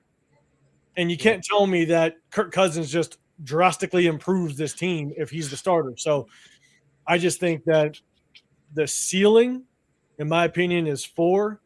God, I'm going to sit back and drink as many Jack and Cokes as I can on Sunday and barbecue and just have some fun. Hey, cheers to that 805, bro, because we're in the same ballpark, my boy, because I said the floor is 3 and the ceiling is 5, bro. So we're right in that same, bro. It's not going to be easy, bro. This first, and look at historically, like I said, we don't have to get all into analytics, but just look what analytics say historically, bro. First-time head coach, first-time system, first-time quarterback in said system, first defensive coordinator, first-time dude calling plays on defense. Like, there's so many first everything, dude. And shit like this takes time to build. This wasn't a overnight success, you know what I'm saying? This isn't an overnight celebrity, you know what I'm saying? Like, this shit is going to take a couple of years, bro. And like I said, I think 2 years from now, I think the Raiders will have a shot if Fernando develops. But no, I'm with you. I think next year the Raiders are going to be in position to possibly team Fernando up with a really good wide receiver. I think if we're in that, like you said, 2 to 4 win range, or in that 3 to 5 win range, I don't want to look too forward in the future, bro, but I think that'll put us in the spot to get Jeremiah Smith. And if we can get Jeremiah Smith with Brock Bowers, bro, and that should be fire. Go ahead, Dirty. Everybody want to be Cinderella. Nobody want to wear the gown. Look, my ceiling is 10. My floor is 6. I expect no less than 6 wins. Now, you scream a lot of first this, first that, first this. But look, other teams that got first going on too. You know what I mean? We're not the only team in the AFC West. What up, Money Mike? Saludos. Right? So everybody's got to get adjusted to their new surroundings. You know, Chargers got a new offensive coordinator. Broncos got a new offensive coordinator. Fucking Chiefs got a new offensive coordinator. Right? We got a new offensive coordinator, new head coach. Okay, cool. But there's a lot of things that got to be learned. I kept telling y'all that the quarterback over with the Chargers wasn't shit. I meant that. He's done nothing impressive. Not a damn thing. And I don't care what you say, oh, well, and this. What does he do? What does he do when the playoffs come? Nothing. Nothing at all. He crumbles. He becomes who he actually is. I'm just saying. Chargers don't have hard schedules. Their schedules are usually laxy-daisy. Fairly easy. This year, they got to actually go through the gauntlet. So they got to prove something. Because this year, they actually got to face every single person we face. And they usually don't have to do that. But this year, they do. Every team that we play in the AFC East, they got to play. Every team we play in the NFC West, they have to play. On top of trying to stay healthy? On top of trying to stay healthy. So this year we actually get to see what they truly all about. Because for the most part, they don't usually play the same schedule as us. They get a couple of easy games thrown in there. We don't get nothing thrown or handed to us. It's the reason why we're not on prime time this year. When have you ever seen the Raiders not have one primetime game? Even at our worst, we usually get one primetime game. Can I just insert this, Dirty? Just insert this real quick, bro, since you were talking about the Chargers.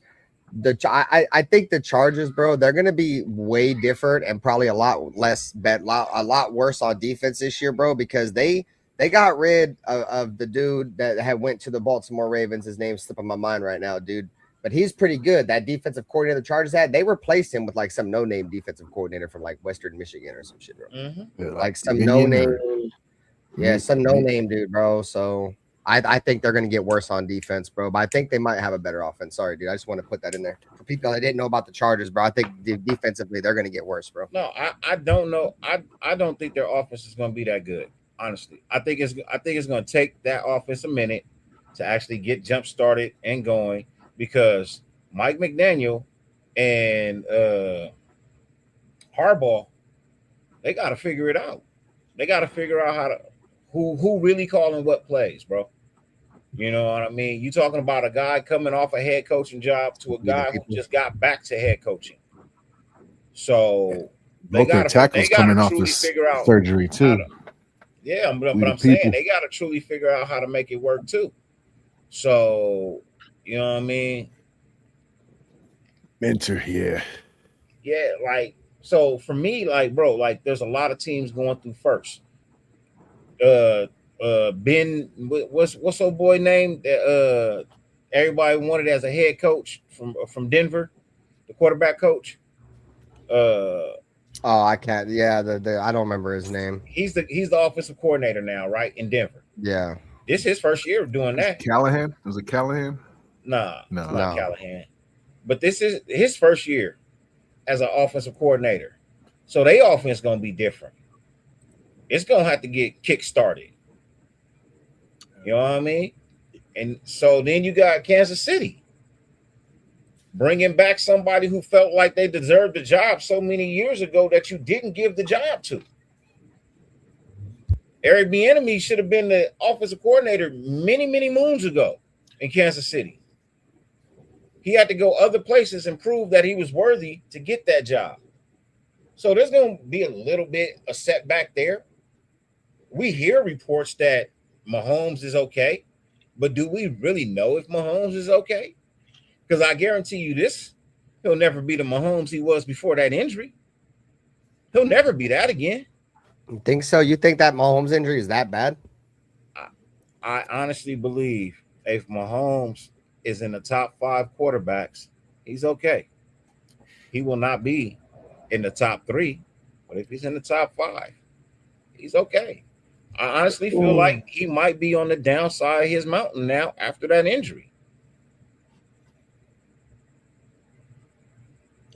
I don't know, bro. I think as long as you got Andy Reid, go ahead, 805. Sorry. I just think it's tough because we can always go back and kind of take a look at our divisional opponents, right, and kind of pick them apart and maybe talk about some of their weaknesses. And even though they're like you're saying, right, they promoted that kid. What up, Jay? It was for the head coaching job here, but for other places as well.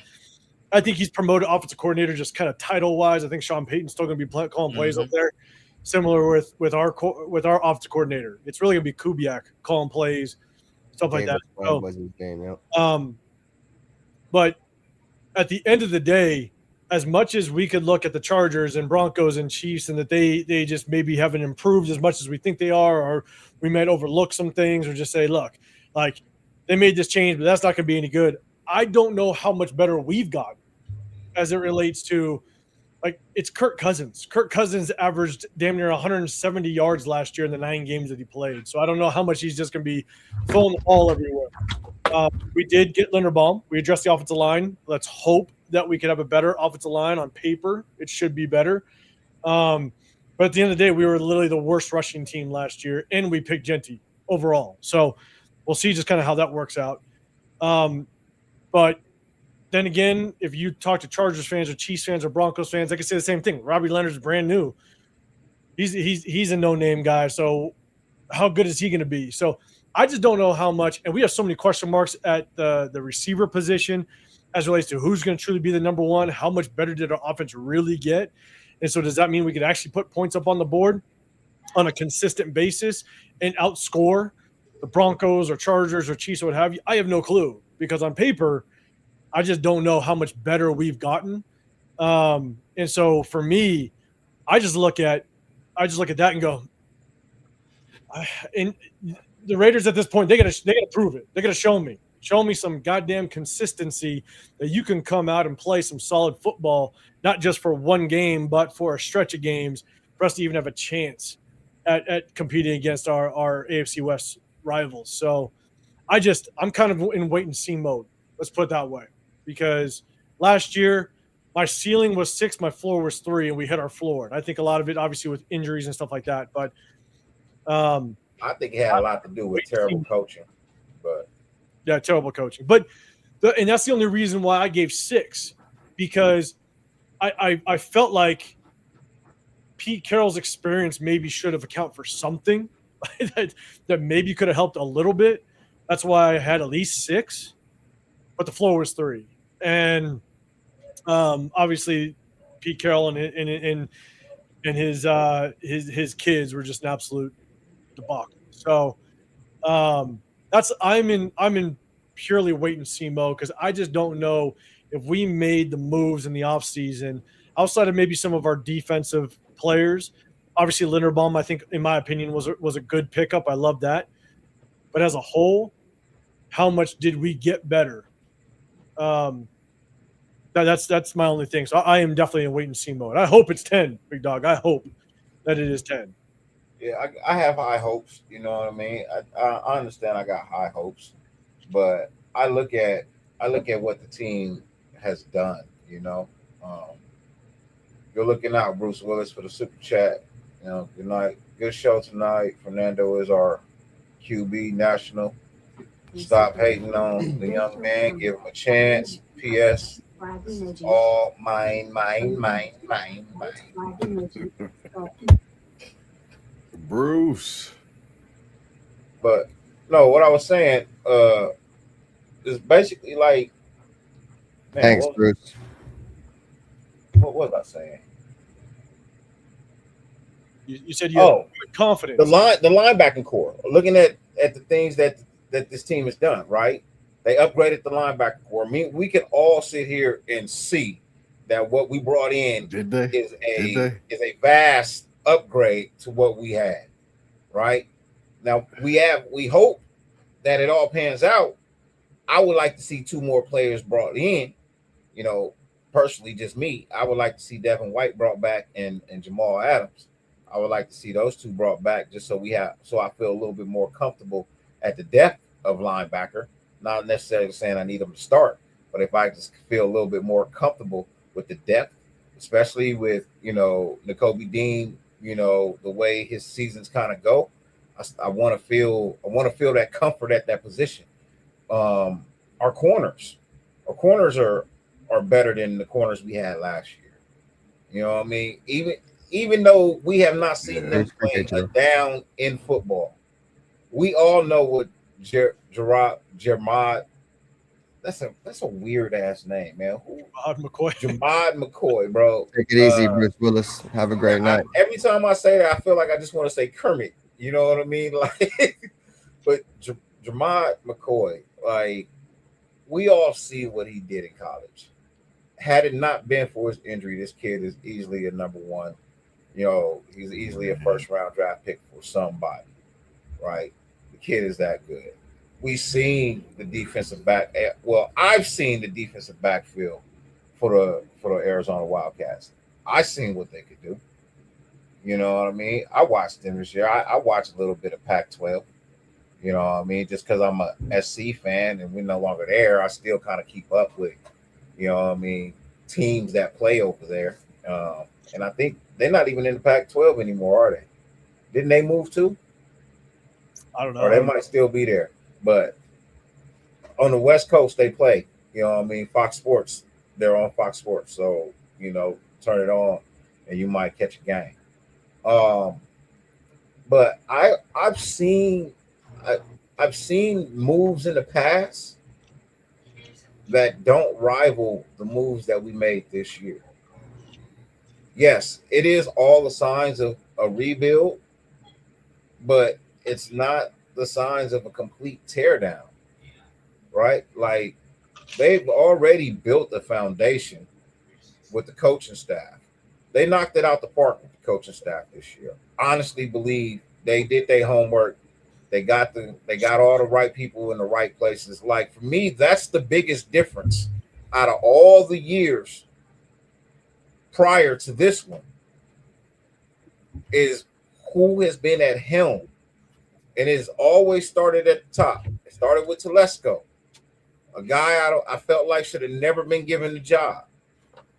Like I feel like he ruined this team. I honestly feel like Telesco ruined this team. You didn't pay Josh Jacobs. Why would you not pay Josh Jacobs? That's the only thing you got to do is pay Josh Jacobs. That's all you got to do. And you didn't do that. You know, everybody keeps saying, oh, no, that was McDaniels. It wasn't McDaniels. It was Telesco. It was Telesco who didn't want to pay the running back. It's Telesco who let him walk out the building. All right? It was not. It was not McDaniels and the other dude. Marky Mark could have put his foot down. Hey, we're keeping this motherfucker here. Hey, look. He brought Telesco in to do a job. That was the first thing that Telesco, he was supposed to work out a deal. He couldn't figure out a deal. And I feel like that was, honestly, I never wanted Telesco. I knew Josh Jacobs was going to walk out the building when we got Telesco because he's never valued running backs ever. When you look at the Chargers and the running backs that they had good ones that he would not pay. And then they would go and get some B-rated running backs and try to put a running back room together. He was not for paying running backs. He just didn't want to do it. So, you know, I knew the writing was on the wall that Josh Jacobs wasn't going to get his money. And it made me sad. And now Ashton Genty gets paid damn near the same as Josh Jacobs. All righty, Stella. Take it easy, bro. Because we got a new GM, right? So for me, I'm just saying, I'm seeing moves being made. I'm liking what I'm seeing. I'm seeing a culture being developed. I'm not saying it's, you know, I mean, it's fully. I see what culture they're trying to develop. And for me, I don't think they're going to be happy with anything less than 6. They're not going to be happy with anything less than 6. So they're going to at least go out there and fight for 6 wins. At least fight for 6. And they may end up with 10. Honestly, because I don't think this team is so far behind the curve that they couldn't be a 6 to 10 win season. Honestly, I don't. The offensive line coach has experience. He knows what he's doing. He wasn't given the job because the head coach slept with the coach's mama, right? He didn't give you the job because he's your daddy. You know, he gave you the job because you come with experience. You know what you're doing. So every single coach on this coaching staff comes with experience of some form or fashion, right? Yes, Rob Leonard is in his first year as being a defensive coordinator, but that's how people get discovered. You have to be given an opportunity to do something first. That's like, I hate filling out job applications where it says some experience required, no experience needed. Well, which one is it? Is it some experience required or no experience needed? It can't be both, right? It can't be both. It's a contradiction. I just don't see any coaches on this coaching staff that are a contradiction this year. So I think what's difficult, though, is like with Robbie Leonard, right? I liked Robbie Leonard as a D-line coach. I think he did a really good job, obviously. And you know, you have guys come into this organization like Caleb Chason, right? Former first rounder that didn't work out, but then Robbie Leonard was able to get something out of him. You know, we could talk about Tyree Wilson. That's a whole other topic. I think Tyree Wilson just didn't have the desire to be good. So there's not a whole lot you can do. But I do like Robbie Leonard. But at the same time, I think the question is, was Robbie Leonard Clint Kubiak's first pick or top choice? It couldn't have been, because we had to wait to hire on Clint Kubiak until after the Super Bowl. So all the other head coaches got their jobs. All the other head coaches started bringing in their offensive coordinator, defensive coordinator prospects, and they were starting to hire people. We had to kind of wait for the very last second. And so when it came to Clint Kubiak, he kind of had pick of the litter. There wasn't a whole lot left, but Robbie Leonard already had experience with our guys in the locker room. So maybe it felt like that was just a maybe natural pick because there wasn't a whole lot left. I hope Robbie Leonard does well, but I'm just curious as to how much Robbie Leonard is actually him. And there are, Dirty, you said it, right? We brought in guys like Nakobe Dean. I really like Nakobe Dean. Cross our fingers he stays healthy, or is healthy and stays healthy. I'm extremely excited for Quay Walker. I want to see Quay Walker fly all over this football field. So I'm excited about it. But how good is Robbie Leonard? How deserving is he of that actual DC position, given the fact that Clint Kubiak had to hire him in the 11th hour when I don't know who else was left after all the other head coaches got hired on and went out and got their DCs. So I hope he's good. I hope just the experience that he had. He comes from the Brian Flores. You know, he coached under Brian Flores, which I love Brian Flores and his defense. I actually would have loved for him to be our head coach, to be dead honest with you. So hopefully he's learned a lot from Brian Flores and can implement that and becomes a good defensive coordinator. But at the end of the day, I'm just trying to figure out, like, man, I hope he's good, but I just don't know. Was that Clint Kubiak's, top guy or first pick? Remains to be seen. So I just, in my book, there's just a question mark on how good he's going to be. And when the game starts, how long is it going to take for him to possibly get his feet wet? Same with Clint Kubiak. Clint Kubiak has never been a head coach before. So is it going to take him 3, 4, 5 games? As much as that was my pick and I wanted him as the head coach, how long is it going to take him to adapt to being the offensive coordinator and also managing it as a head coach on the sideline? Maybe Mike McCoy, our assistant head coach, is really going to help out with that, which I'm assuming he will in some capacity. But for the most part, Clint Kubiak is going to have to learn as well. And how quickly is he going to be able to adapt to the new role of head coach and offensive coordinator? We'll see. That's why those are just question marks that kind of just knock us down in the win column, in my opinion, because we're going against some really good coaches in just our own division, as well as the opponents that we're going to see. So that's why it just knocks me down a little bit. But look, everything you said has validation to it. You know what I mean? You're not wrong. I'm looking at the cup; it's half full. You know what I mean? Like I kind of see same things. Let me answer this question for Severe real quick, because he asked, like, who are we beating for these 6 wins? And I feel like there's a bar that has to be set, right?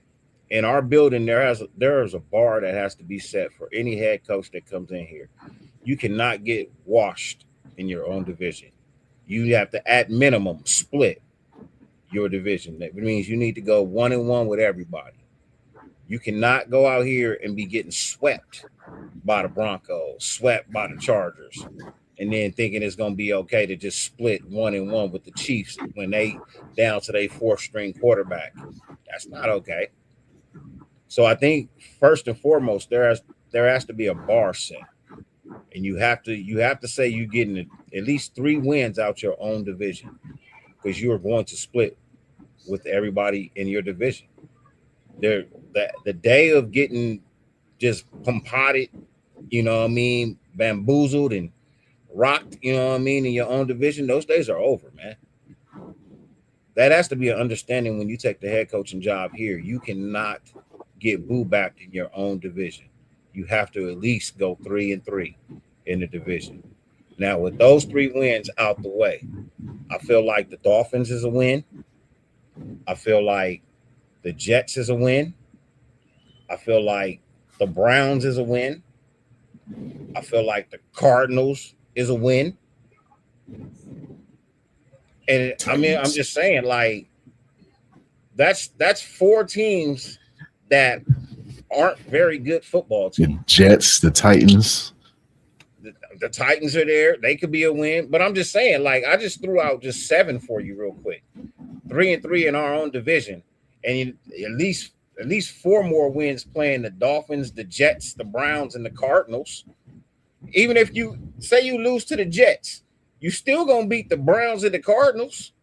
Or say you lose to the Browns, you still gonna beat the Jets. Bro. This the Raiders. I hate to cut you off, Dirty, but this the Raiders, bro. We can't guarantee a fucking win against nobody, dog. 3 wins in the division is crazy. Bro, we play up and down to our competition, bro. I hate to cut you off, bro, but that's I get it. Like, we should win these games, Dirty, no doubt. Like, when you look at it, like, yeah, you feel me? But dude, like, we suck, bro, and I hate to say that, bro. Like, we're good at certain positions, yeah. We lack depth. I got it. Sucks, and there's a lot of, and sucks might be the bad word. I'm sorry, but we're not ready yet, bro. Is what I'm trying to say. And the coaching staff is young. This ain't about being ready for no playoffs or Super Bowl. This is about being ready to not be a 3-win team anymore. Middle of the tier.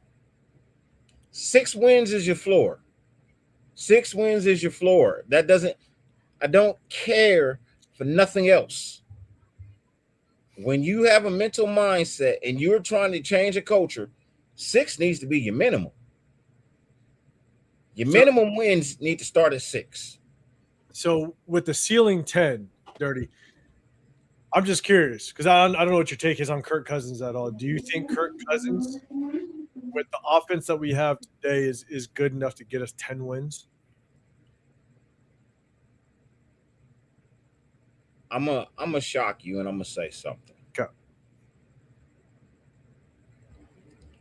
I believe if Aiden O'Connell is what most people think he can actually be, I think he could actually move this team in the right directions. I think Kirk Cousins is nice. I think he has the brain for it.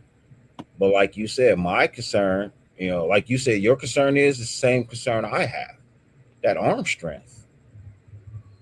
If you can't deliver the ball at the time that it needs to be delivered, well, you're just begging for a turnover. Well, they lived in shotgun his last few games in Atlanta too, because he can't really move. Because he can't really move. If you look at it right now, your most complete quarterback on your roster right now is Aiden O'Connell. That part. I like that. He is the only one who can play under center and play in shotgun. Cousins can do it, but is age a factor in him playing under center?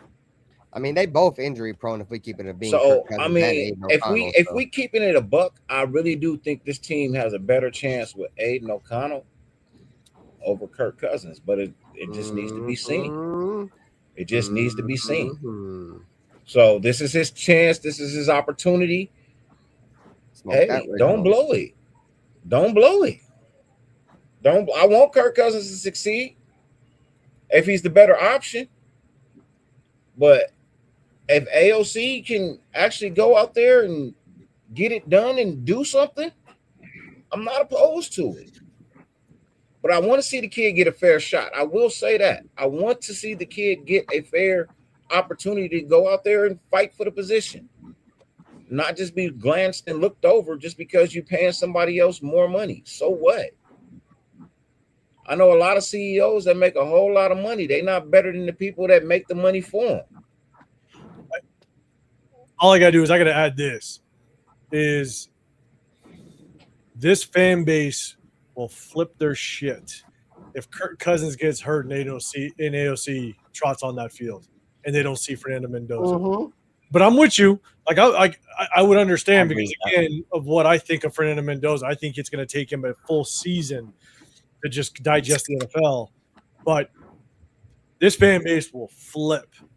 If Kirk Cousins gets hurt or doesn't do well and we see Aiden O'Connell trot on, good luck. They're gonna say fire Kubiak.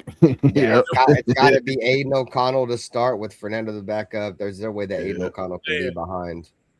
Yeah, there's no way that Fernando Mendoza can be behind Aiden O'Connell in terms of being a backup.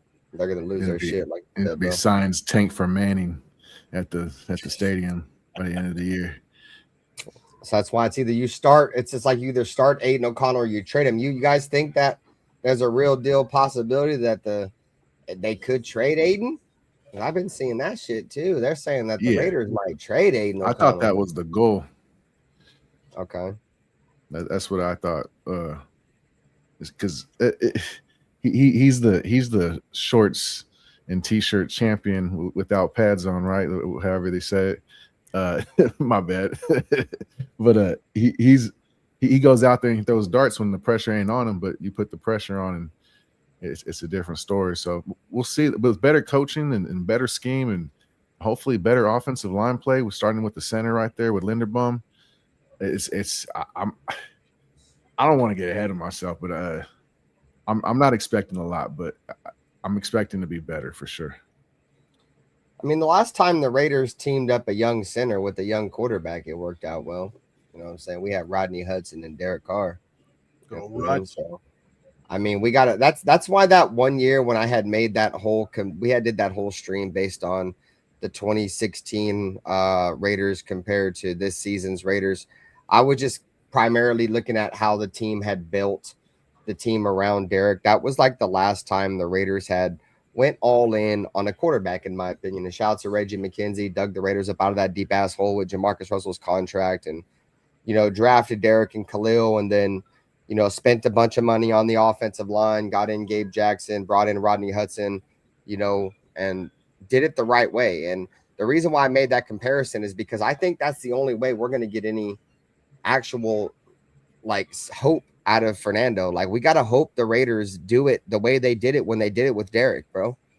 Like, you got to go out there. You got to invest around your quarterback, build around your quarterback. The Raiders got two really good pieces that are going to complement each other extremely well on the offensive side of the ball with, a damn good running back and, borderline top fucking 5 player, top 7 player in the entire league, best tight end in the league, or top 5 player in the entire league, best tight end in the league. Sorry, guys. With Brock Bowers, I mean, he's put in a situation to succeed, you know what I'm saying? But we just got to see, you know what I'm saying? So let me ask 805 this, because I asked Ben and I asked Nate this question, but let me take the opportunity to ask you.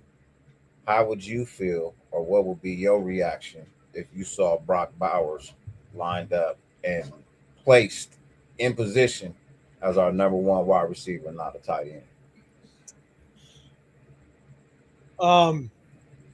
One, I wouldn't be surprised with what we have on our roster right now. I wouldn't be surprised. But I also then would be pissed because Brock Bowers could be the biggest mismatch in the NFL if you use him traditionally as a receiver, or I'm sorry, as a tight end, right? Brock Bowers is going to be able to absolutely expose defenses if you get the right matchup. Yeah. You put him against linebackers and safeties and stuff, he is going to tear them apart day in. Thanks, Gary. And not saying that Brock Bowers can't beat number 1 corners. He can. It just makes it more difficult. All right, he could go up against a Patrick Surtain, all right, and they could battle, but it doesn't mean that he's going to win every single rep or win the majority of reps. I think he's going to battle. I think he could find success. But if you want to absolutely maximize Brock Bowers' ability, then and we don't have a true number 1 receiver, because right now it looks like our number 1 receiver is going to be Jalen Naylor. Yeah. You went out and you got him in free agency. You signed him for a 3-year contract. Yeah. And because he's got ties to Kirk Cousins, because he has ties to Kubiak, I think there's a good chance we might be looking at Jalen Naylor as the number 1. And if he just doesn't command the respect of the defense as a true number 1, then that means that you can now lock up Brock Bowers, bracket him. You can double team him, triple team him based on the defense. You can line a slot on him, a nickel corner 1-on-1 with the linebacker on the inside, safety sitting on top. Like, there's so much that you can do to defend Brock Bowers if you don't have a true number one to attract that number one corner. And he doesn't need to be the best receiver. He could be a middle tier number one. It could be like a Cortland Sutton, right? It could even be someone like a Jacoby Myers back in the day when we had him. And that would just open the floodgates for Brock Bowers to absolutely dismantle and expose defenses. Would it change your mind? Would it change your mind if you made him the number one but played him in the slot? You could definitely. I mean, he played 70% of his snaps at Georgia as a slot wide receiver. I know. It's still tough though, because defenses now can get so creative on how you defend it, and it makes it that much harder for a quarterback to process what the defense is doing post snap, right? And so, if you can make it as blatant as possible for the defense to where their number one corner, or they have to leverage over to one side just to respect that number one, and now Brock Bowers can kind of run everywhere, and kind of find soft spots in zones or expose a mismatch. Yeah, that's the only time. Yeah, man, you would have to scheme up so well. Yep. To use Brock Bowers as a true number one receiver, you would have to scheme up extremely well to make that work consistently across the board, in my opinion. I'm not saying I can't do it. I wish. No, I just posed a question. I'm not necessarily saying that's something I want to happen, or I necessarily need to see happen, but I wouldn't be surprised if I saw it happen in some games. So I'm gonna say this, bro. I said this shit before, and you guys can agree with me or not. Just let me know. I said like last year that Brock Bowers is the ultimate chess piece. He's the ultimate unicorn on offense. He's the kind of guy that you could pretty much line up everywhere, and he's gonna win a rep. You know what I'm saying? So I like the fact that he's teamed up with a coach like Clint Kubiak, because Clint Kubiak, in my opinion, he's more of a coach that tries to find your weak spot and attack that. So if he knows, this guy isn't good in coverage, or, this guy's not good at, stopping the run, he's a matchup based coach. And in my opinion, with Kubiak, he finds where your weak spot is and he continues to attack it. I think a lot of the NFL has gotten to a more matchup based scheme.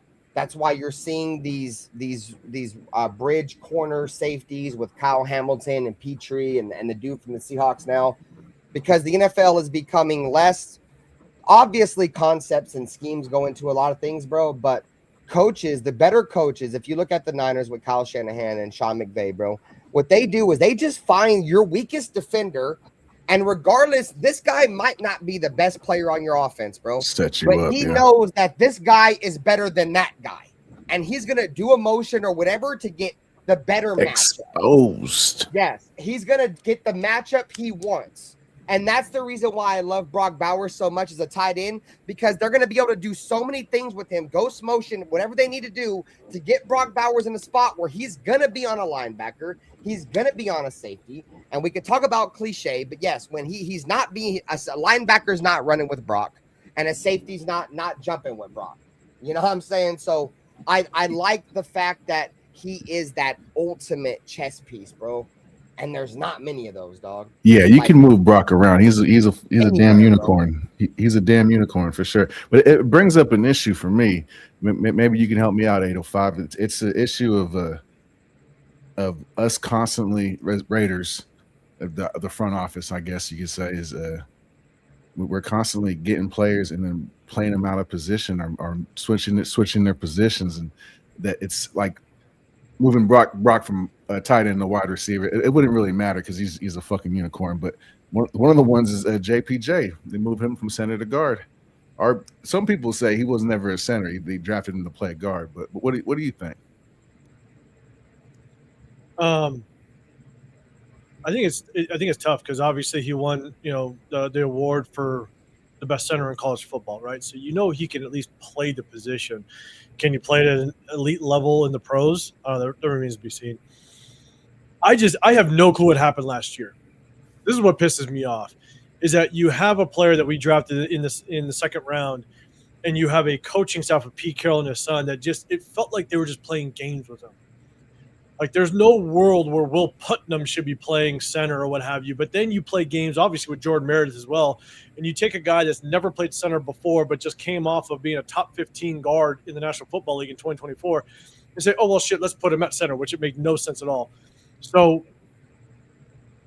I don't know if I wrote his name down too, so good thing you brought him up. Yep. I don't know if it's an ego thing with what Pete Carroll was and Brendan Carroll was or what have you, and just absolutely said, yeah, guess what, JPJ, you're not going to be a center. The only way, this is the only way I can justify it, and this was one of the reasons why I actually felt like it was probably better that JPJ didn't play center, is because if he continued to have, whether it be just regular injuries or concussion injuries, the worst thing you could do, there's two positions that it sucks to lose. Number one, your center. When your center goes down and now backup comes in, that's the quarterback of the offensive line. You cannot risk losing your center. You want to minimize that risk as much as possible. And then obviously your left tackle. But because JPJ was having the injuries, maybe they were like, look, we got too many of them. We can't risk it, so we're going to put you at guard. Maybe that's why they did it. Not saying that it was the right decision, but that's the only way that I could just justify. Yeah, I know. But would you say that him playing guard is the reason why he's getting injured? Because he plays center and he seems to finish the season.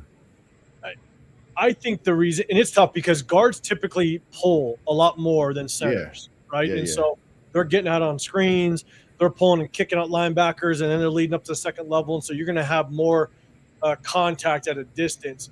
And then you got JPJ that just has that mentality that I want a Superman over every goddamn pile that I see. Yeah. So I think he's going to that hole. But I honestly, I don't know. I don't know if it was Pete Carroll and them just being like, we can't risk injury, or they were just playing mind games because they thought he was too hot-headed, coming in and saying, well, what was it to Genty? Like, I'm your center, whatever. It just want you guys to be confident, though. That's so. Bro, they had to take away his confidence is playing center, bro. And sabotage. This kind of goes back to what I was saying before with the receiver core, right? Last year, you went and got Ashton Genty, right? You were targeting Ashton Genty at the number 6 overall pick because they had no hesitation when they drafted him at number 6. You see the footage, you see everything in that war room. They had no hesitation. Go get Genty, and if that was your goal, but then your second largest acquisition in free agency was Alex Kappa to shore up the offensive line. That makes no sense whatsoever, right? Zero. Later in training camp, you go ahead and go get Stone Forsythe as a possible backup. Like, it just Stone Forsythe is crazy work, dude. That makes the Ashton Genty pick worthless. Oh my god. When you didn't address the O line, that pick became worthless. Now it's got to build up to something this year. Well, so you have that, right? So you prepared poorly for your first round draft pick. That's number one. And then you come to this year, and we talked about Brock Bowers and stuff, and you can get creative and stuff like that. I get it. But if Brock Bowers just doesn't have the success that we think he should have, or our offense really isn't thriving as much as we think it should, and maybe it's because the lack of weapons. Jack Best didn't show much last year. Trey Tucker still up in the air as to kind of what he's going to do and how he's going to play. Deontay Thornton didn't have a good year. Jalen Naylor, in my opinion, at best is a number 2. What is he going to develop into? So we have so many question marks at the receiver room, but we also had the second most salary cap going into free agency this year, and we basically missed out on a bunch of receivers in not first because we're going to get Fernando Mendoza, but in the second and third round, there were still true possible number 1 receivers left on that board. And we went and got a possible backup tackle in Trey Zune and a Keon Crawford that might be a rotational piece. So if this year we end up Kirk Cousins or whoever the quarterback plays just does not produce well, and Brock Bowers isn't able to have the success that we think he should, and none of our receivers ultimately end up being productive or productive enough for it to equate to at least 7 or 8 wins or what have you, we could look back and go, You had the second most salary cap space and didn't do shit with it with this receiver room. And you waited until the 6th round to address the receivers. And if Jalen Naylor ends up not being as great or turn into a number one, that was your free agency pickup. So that's why this receiver room, not only receiver room, this O-line as well as receiver room, it better produce, because John Spytek has now had 2 years to make sure this offensive line is corrected as well as the receiver room. And if it don't work, I don't know, for me, because I haven't been the biggest fan of Spytek's draft picks. But to me, just Spytek, you're on my hot seat, at least. Maybe nobody else is, but you're on my hot seat. Bro, Jack. So, bro, I don't think Jack Best is going to be very good at all, bro. Like, the moment we draft him, I was kind of scratching my head at the draft pick. You know, I fuck with the feel good story. You feel me? And there's no disrespect to him or nothing, bro. But it's like, bro, I'm about goddamn exactly, Dirty. I'm about goddamn tired of drafting feel good stories. Goddamn it! Like, I feel you, bro. Like, a lot of teams seen him coming out as a tight end, bro. After we traded back that second time. Bro, we traded back twice, and on top of that, Nutty Ritter Nate, neither one of them players that we traded back for even got on the fucking football the entire fucking football field the entire year till the end of the year. And some of us don't even know if they're going to be very good. You know what I'm saying? So anyways, the thing is, it's like people be like, oh, well, Pete Carroll didn't put him in until the end of the year, and he was playing vets and Tyler Lockett. You want to know why Tyler Lockett was getting playing time? Because he was creating separation in practice. Dude, Tyler Lockett wasn't creating any separation in practice, bro. People can be like, oh, well, media reporters and beat reporters can say stuff. Dude, all the insiders coming out of training camp the entire year was like, Jack Best is struggling to create separation in camp. And, dude, who were the corners, bro? Caillou Blue Kelly, dog. He was struggling. I mean, obviously, Eric Stokes had a great year, right? But Darian Porter, a converted wide receiver that was converted to corner, dude, he couldn't separate from Caillou Blue Kelly and a dude that was his first-year corner, bro. Porter played well, whatever. But the point I'm trying to make is, dude, Jack Best ain't very good, dog. He was way overdrafted. I hope, listen, when I say this, I hope I'm wrong, bro. Just like when we took Tyree Wilson and a lot of people were popping bottles like we were going back to the 99, the 2000, and I literally cried real tears. I cried real tears when we drafted Tyree Wilson. I hope I'm wrong, bro. But I'm telling you right now, from what I've seen about Jack Best, yeah, he can convert third downs, and that's what he did last year, bro. He respectfully stinks, bro. He stinks. And I hope I'm wrong, bro. He's going to play tight end in the National Football League before he ever is any bit successful as a wide receiver ever, bro. I hate to be that guy, bro, but he sucks.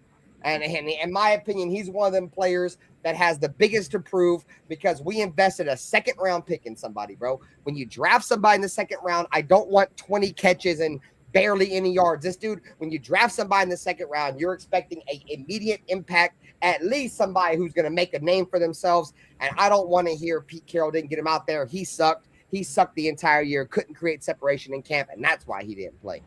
I'm going to step back. Let me get y'all thoughts. But amen, brother. Preach, man. Preach, brother. Amen. Preach, brother. If Jack Best even attempts to try to be a tight end, the problem is Jack Best is listed as 6 foot or 6'1". You go find me a 6 foot tight end, 6'1" tight end that's somewhat successful and can live up to a second round draft pick. Great. Like, it just, this is where I struggle with Jack Best, and I'm with you. I think he was a feel-good story. I was sitting next to Cheeto Linus. We're watching the draft together with Loon and Fu Chris, another guy that's always in our chats and stuff. And I just, as soon as we picked it, I paused, and I was like, holy shit. And because I was pissed. And so it is what it is. Again, like you said, Ben, I hope I'm wrong. I hope he balls, but based on what I saw on his game from last year, it wasn't even just separation or lack of separation. It was just his ability to be able to process zone a lot of times where you have to be able to find the soft spot in zone. You got to be able to have the speed to get to the zone and know when to shut it down and read the defense as they move post-snap. And he struggled to do it, and that's why quarterbacks just didn't have confidence. Geno Smith, but like that's why Geno Smith just didn't have confidence to look his way. What up, Dallas Cowboys? So we'll see.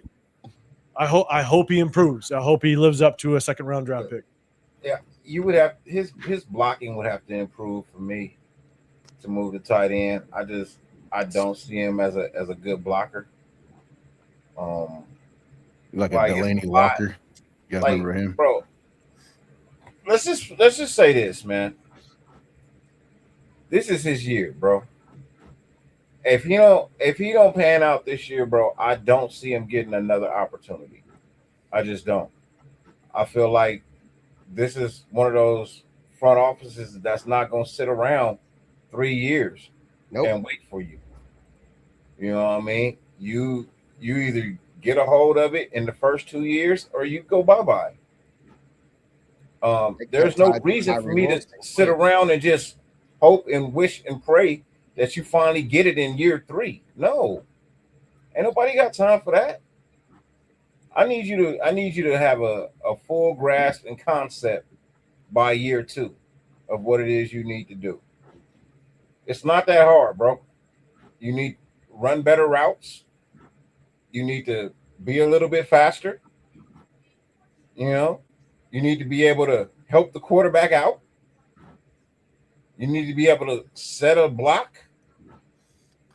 Like, bro, these are not hard things to do if you work at them.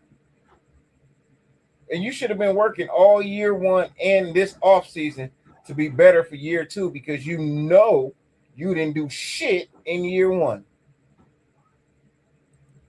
Now, if I don't see that from you in year 2, what's the point of bringing you back for year 3? Why? I think what makes it cool is the fact that Jack Bech is another guy like Darian Porter. Jack Bech is another guy. He's a former tight end. He played tight end at LSU, 1 year at the receiver position. So he's another guy that just doesn't have the experience at playing receiver. And there's reports that he's kind of bulked up a little bit. There's reports that he's got a little bit bigger. And when you already lack speed, getting bigger I don't know if it's going to help you too much. But the problem with the lack of speed when it comes to receiver, not only did he struggle to get separation man to man, because he needs to get better at route running. He needs to get better at understanding how to leverage the position of the defender through your route. But also when you lack speed, the problem is you don't have the ability to kind of clear zones, right? To find soft spots or be able to expose on the other side of the field. If you don't have the speed to clear zones, to get to another zone that's vacant, or to be able to pull defenders in time, and all of a sudden your quarterback's now sitting back there for 5 seconds, and you just cannot clear a zone to allow other receivers to get open, or again, to get to the zone that's vacant. When you don't have that speed, you're a hindrance to the offense. It's not going to be good. No doubt. And that's what you kind of saw last year, is that he just didn't even have the speed to get to the other side of the field.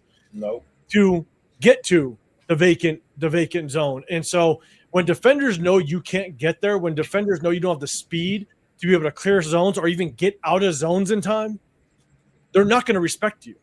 They're not going to at all. And that's what you kind of saw in the game film last year. So again, hopefully it improves, but it's going to be kind of a long hope. Yeah, man. Like I said, when we kept trading back and there was other needs there, when I seen like Luther Burden and shit out there and the Raiders still had a chance, I don't know what the mindset was. I mean, I get it. Spytech likes offensive linemen. But check this out, bro. If you're going to trade down and take offensive linemen, are you at least going to give those offensive linemen, get them on the field to see what they got? Like, dude traded down for offensive linemen and didn't even want to play them. Like, bro, what are you doing? Like, I don't get it. If you thought they were so good to where you would trade down to acquire picks to get them, and you don't play them, on top of the guy that you took to trade down to get them, you don't want to play because he sucks. Like, bro, I'm trying to tell you, gang, this shit is a domino effect. We talked about this shit the other night. This shit is a fucking domino effect, bro. And I agree with 805 and Nutty Raider Nate said. I haven't been a big fan of John Spytek's drafts neither, bro. It's as much as I liked Ashton Genty as the player, I do agree with you don't take a running back that high, but still, I'm trying to roll with it, bro. I'm trying to give me a reason to not just be blah. Here we go. You feel me? Anyways, Nate, go ahead, bro. I don't feel good at all about fucking Caleb Rogers. Pause. Caleb Rogers is terrible, bro. He those clips I sent you guys yesterday. That was just 2, bro. I watched a few more games and it was just a lot of fucking. He was. I mean that off. Hopefully, it's the offensive scheme, it's the coaching. I accept your apology. There's other elements to why our rookies didn't have a lot of success, but Caleb Rogers looked bad. His technique was bad. I saw him reaching a lot and leaning and I told you that a couple of weeks ago. Wolfing on the blocks. It's for them to say that he's actually competing for JPJ's job is fucking nutty to me. Hilarious. It's comical. What up, Howard? He's got some work to do. I don't know. I don't know if he gets any playing time this year. If JPJ stays healthy, I mean that's a big if. But bro, you know what else sucks, guys, is like, so check this out. Like I'm all for getting Fernando. I get the situation. Like, but if y'all remember, bro, like I wasn't really a Fernando guy. I was like, fuck, bro, like he's not really, I'm that good in terms of being the number 1 overall pick and all the shit, bro. And I don't know, bro. I feel like the Raiders, bro, they're in a tough spot this year. And if we can turn anything out of this, bro, like I said, Spytech. I mean, look at his draft, bro. I mean, who do we got? Like, for real, we got Genty, but that some people say might be overdrafted or over. Yeah, but like, who else did he draft, bro? He didn't really draft shit, bro. Everybody else kind of ass. Am I wrong? Like, the rest of his draft picks are kind of ass, bro. Kind of. Huh? Kind of ass. What else? What else came out of last year's draft? Kind of ass, bro. I mean, he hasn't done shit. All these draft picks are mid as shit, bro. Bro, all of them were terrible except for Genty, and he wasn't even that great. He wasn't as great as he could be, but that's all because you go out and you use a pick on a running back, but you don't address the true essence, which is your front line. So, and then when you do address it, you address it with BS. Like Foresight. We brought in Foresight. We brought in Alex Kappa. Bro, and brought in a coach who wasn't even 100% focused on football. Yeah, going back and forth to USC to teach classes during the week, and then when you actually see footage of practice, you see these clear balls that people are getting in and running down the field in, or you asking them questions about the horse game that they shot around. Bro, I ain't seen no football being played. Yeah, they was over there. I didn't see no football being played last year. I heard a lot of basketball, dunk contests, and 3-point contests, and who had the fastest time in the 40 and the bouncy ball. Like, but I ain't seen no football being played. I saw a lot of fun happening, a lot of BS, a lot of Circus Soleil. When I ain't seen no football. I'm telling y'all right now, bro, if Fernando Mendoza don't work out, and you guys agree with, you guys can let me know how you guys feel, bro. If Fernando Mendoza don't work out and this Tom Brady this Fernando Mendoza, Clint Kubiak, and Tom Brady shit don't work out. Sorry, I'm drinking and I'm slurring. This shit ain't gonna work out for a long time. I really believe that because the Raiders have gone all in on Tom Brady. We're going all in on Clint Kubiak, and we're going all in on number 1 pick, bro. When you keep resetting your coaches every year, it sets you back. Now you get the number 1 overall pick, which is the bottom of the bottom. If that shit don't work out, like, I don't know. I just feel like if it don't work with Tom Brady, it ain't gonna work with nobody, bro, because the NFL loves Tom, and that's their golden boy for football, after football. If it don't work with him, it ain't never gonna work. We might just forever be garbage. I think that's where it's tough because the Fernando Mendoza pick means, and if it doesn't work out, we're potentially 6 years away, maybe 7 years away from finding success if the next quarterback after him actually works out. Like that's how long it's going to take. Exactly. That's the point I'm so, trying to make. Like, that's why for me it was I just want it to be the right person. I know we needed a quarterback. Everybody said, well, we need a quarterback. Yes, we do. I don't disagree. But for me, just in my opinion, I wanted the right quarterback. Yeah. And I mean, we needed a quarterback and we needed Jamarcus. You know what I'm saying? So go ahead. Sorry. But that's at the end of the day, you know, I do hope that we can kind of put this thing in the right direction. But I have been very, very skeptical with Spy Tech's draft picks. Very skeptical. Yeah. Going from, you know, even from Genty all the way through, it feels like the trend with Spy Tech is that he liked to draft guys that are developmental guys. It seems like the vast majority of them are all developmental guys. If you go to Jack Besh, to Darian Porter, if you go to like a Charles Grant, small school guy, right? Whether you like him or not, like it's still developmental because he's from a small school, you know. And then you go around to like Jamar McCoy, Tommy Malott, small school guy, doesn't even make Cam Miller, small school guy, doesn't even make the team. It's like it just feels like you're grabbing like guys that are just developmental pieces or rotational pieces. And when is it actually going to work out? Like this year, you have to see your picks work out. And then he follows it up with third rounders with a Trey Zune that might end up being a backup tackle. And then a Keon Crawford that's a backup edge rusher, maybe / outside linebacker. I'm an advocate that you want to try to find day one starters between rounds 1 and 3. Day one starters. Same. I'm with you. Same. Yes, you could develop through the draft. I think you can find instant success. You can buy your way to one season of success, maybe through free agency. You might be able to buy your way through that, but that's going to give you probably one season, maybe 2 at best.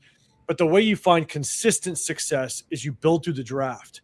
And you find yourself consistent starters, and you build that way because then you can let those high-paying free agents go, knowing that you develop somebody through the process.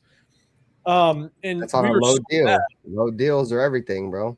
And that's why 805. That's the reason why, like, I don't want Fernando Mendoza on the bench for too long, bro. Like if Kirk Cousins don't work out, he's got to get out there because that contract is the reason why you draft a quarterback, bro, in the first round. The Raiders are in a position now where they have money, and we gotta if we waste too much time on Kirk Cousins, we got that little rookie deal just sitting in our pocket, withering away on a low contract. So we'll see. So we will see. We'll see how this thing works out, man. All right, guys. You guys got anything else? Shit, we've been here for like 2.5 hours. 805. You got any shows coming up? You wanna tell the people about? No, shout out to everybody, man. If you guys are going to be here for the training camp practices, open practice, I'm going to be going to most of the training camps in Henderson. I'll be going to open practice on the 11th, I believe, at Allegiant. So if y'all are going to be out there, man, let me know. Hit me up on IG. It's _805 Raider. But right now, I just go basically live on Wednesdays with my guy Severe as well as Chris, Protect the Show podcast. And then when the preseason starts, we'll bring back our Sundays. And we break down game film. We break down game film after every preseason game, after regular season game on Wednesdays, and just give you just a little bit deeper dive as to what our perspective is of the game, show some game film. And again, you can agree or not, but at the end of the day, you know, we do it live. So we get your feedback. We can go back and forth and have fun with it. So, yeah, that's about it, man. No doubt for sure, man. And we appreciate 805 for pulling up. His link is in the chat. You guys can see right here. Nightbot's been posting all night. Make sure you guys are showing some love to him. Nutty Raider Nate or Dirty, you guys doing anything this week, like shows or anything you guys want to put the people on? Anything they should know about? Hey, yeah, stay tuned. Something might pop up. Hold on to your horses. I gotta actually. I'm going to shoot 3 commercials tomorrow, so be on the lookout for those. They'll be for the Raider Nation Golf Club tournament. So be on the lookout for those. We'll be shooting 3 commercials tomorrow at the golf course. So yeah. Other than that, I mean, I'll be back. Like I said, preseason week 1. Yeah, we got a couple weeks. Yeah. All right, chat. Well, I appreciate everybody that came through tonight, man. Shout out to all the members, bro. We set the goal at 20 members. I donated 10 members tonight in the chat, man. That put us at 30 members. So we're currently at 30 members on the channel. If we hit 40 members by the end of August, that's 2 NFL jerseys of your choice for a giveaway, man. So we're 10 members away from that. Join the membership program right now. We got membership deals, 99 cents till the end of August, man. Join in. Membership only content. Tomorrow we're going to test the call-ins. I did a call-in show a few years ago. Kind of took a break from that because I was kind of going through my own shit, so I had to take a break from YouTube. But I'm working on my call-ins again. We're going to do the call-in show. Members are going to have their first crack at that call-in show tomorrow. So I'm going to do a call-in show, Google Voice call-in show tomorrow night around 4 p.m. Pacific, 7 p.m. Eastern. So all the members of the channel, jump into that stream. I'll see you guys. And like I said, man, we hit the goal. The goal was 20 members. So we were giving away a jersey for sure. In September, 1 jersey is given away. If we can hit 10 more members by the end of August, that's 2 jerseys. So much love, Raider Nation. 805, I appreciate you, brother.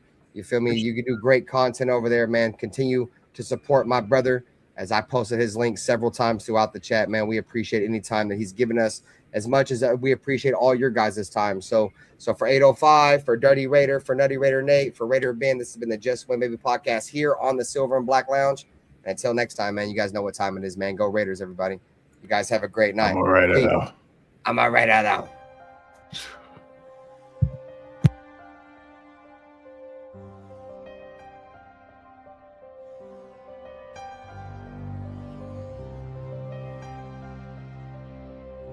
They didn't have to say much. This is the Raiders. You know, this is one of the most historic, franchises in the NFL, with a great history that I want to be a part of. I want to be a part of furthering that history.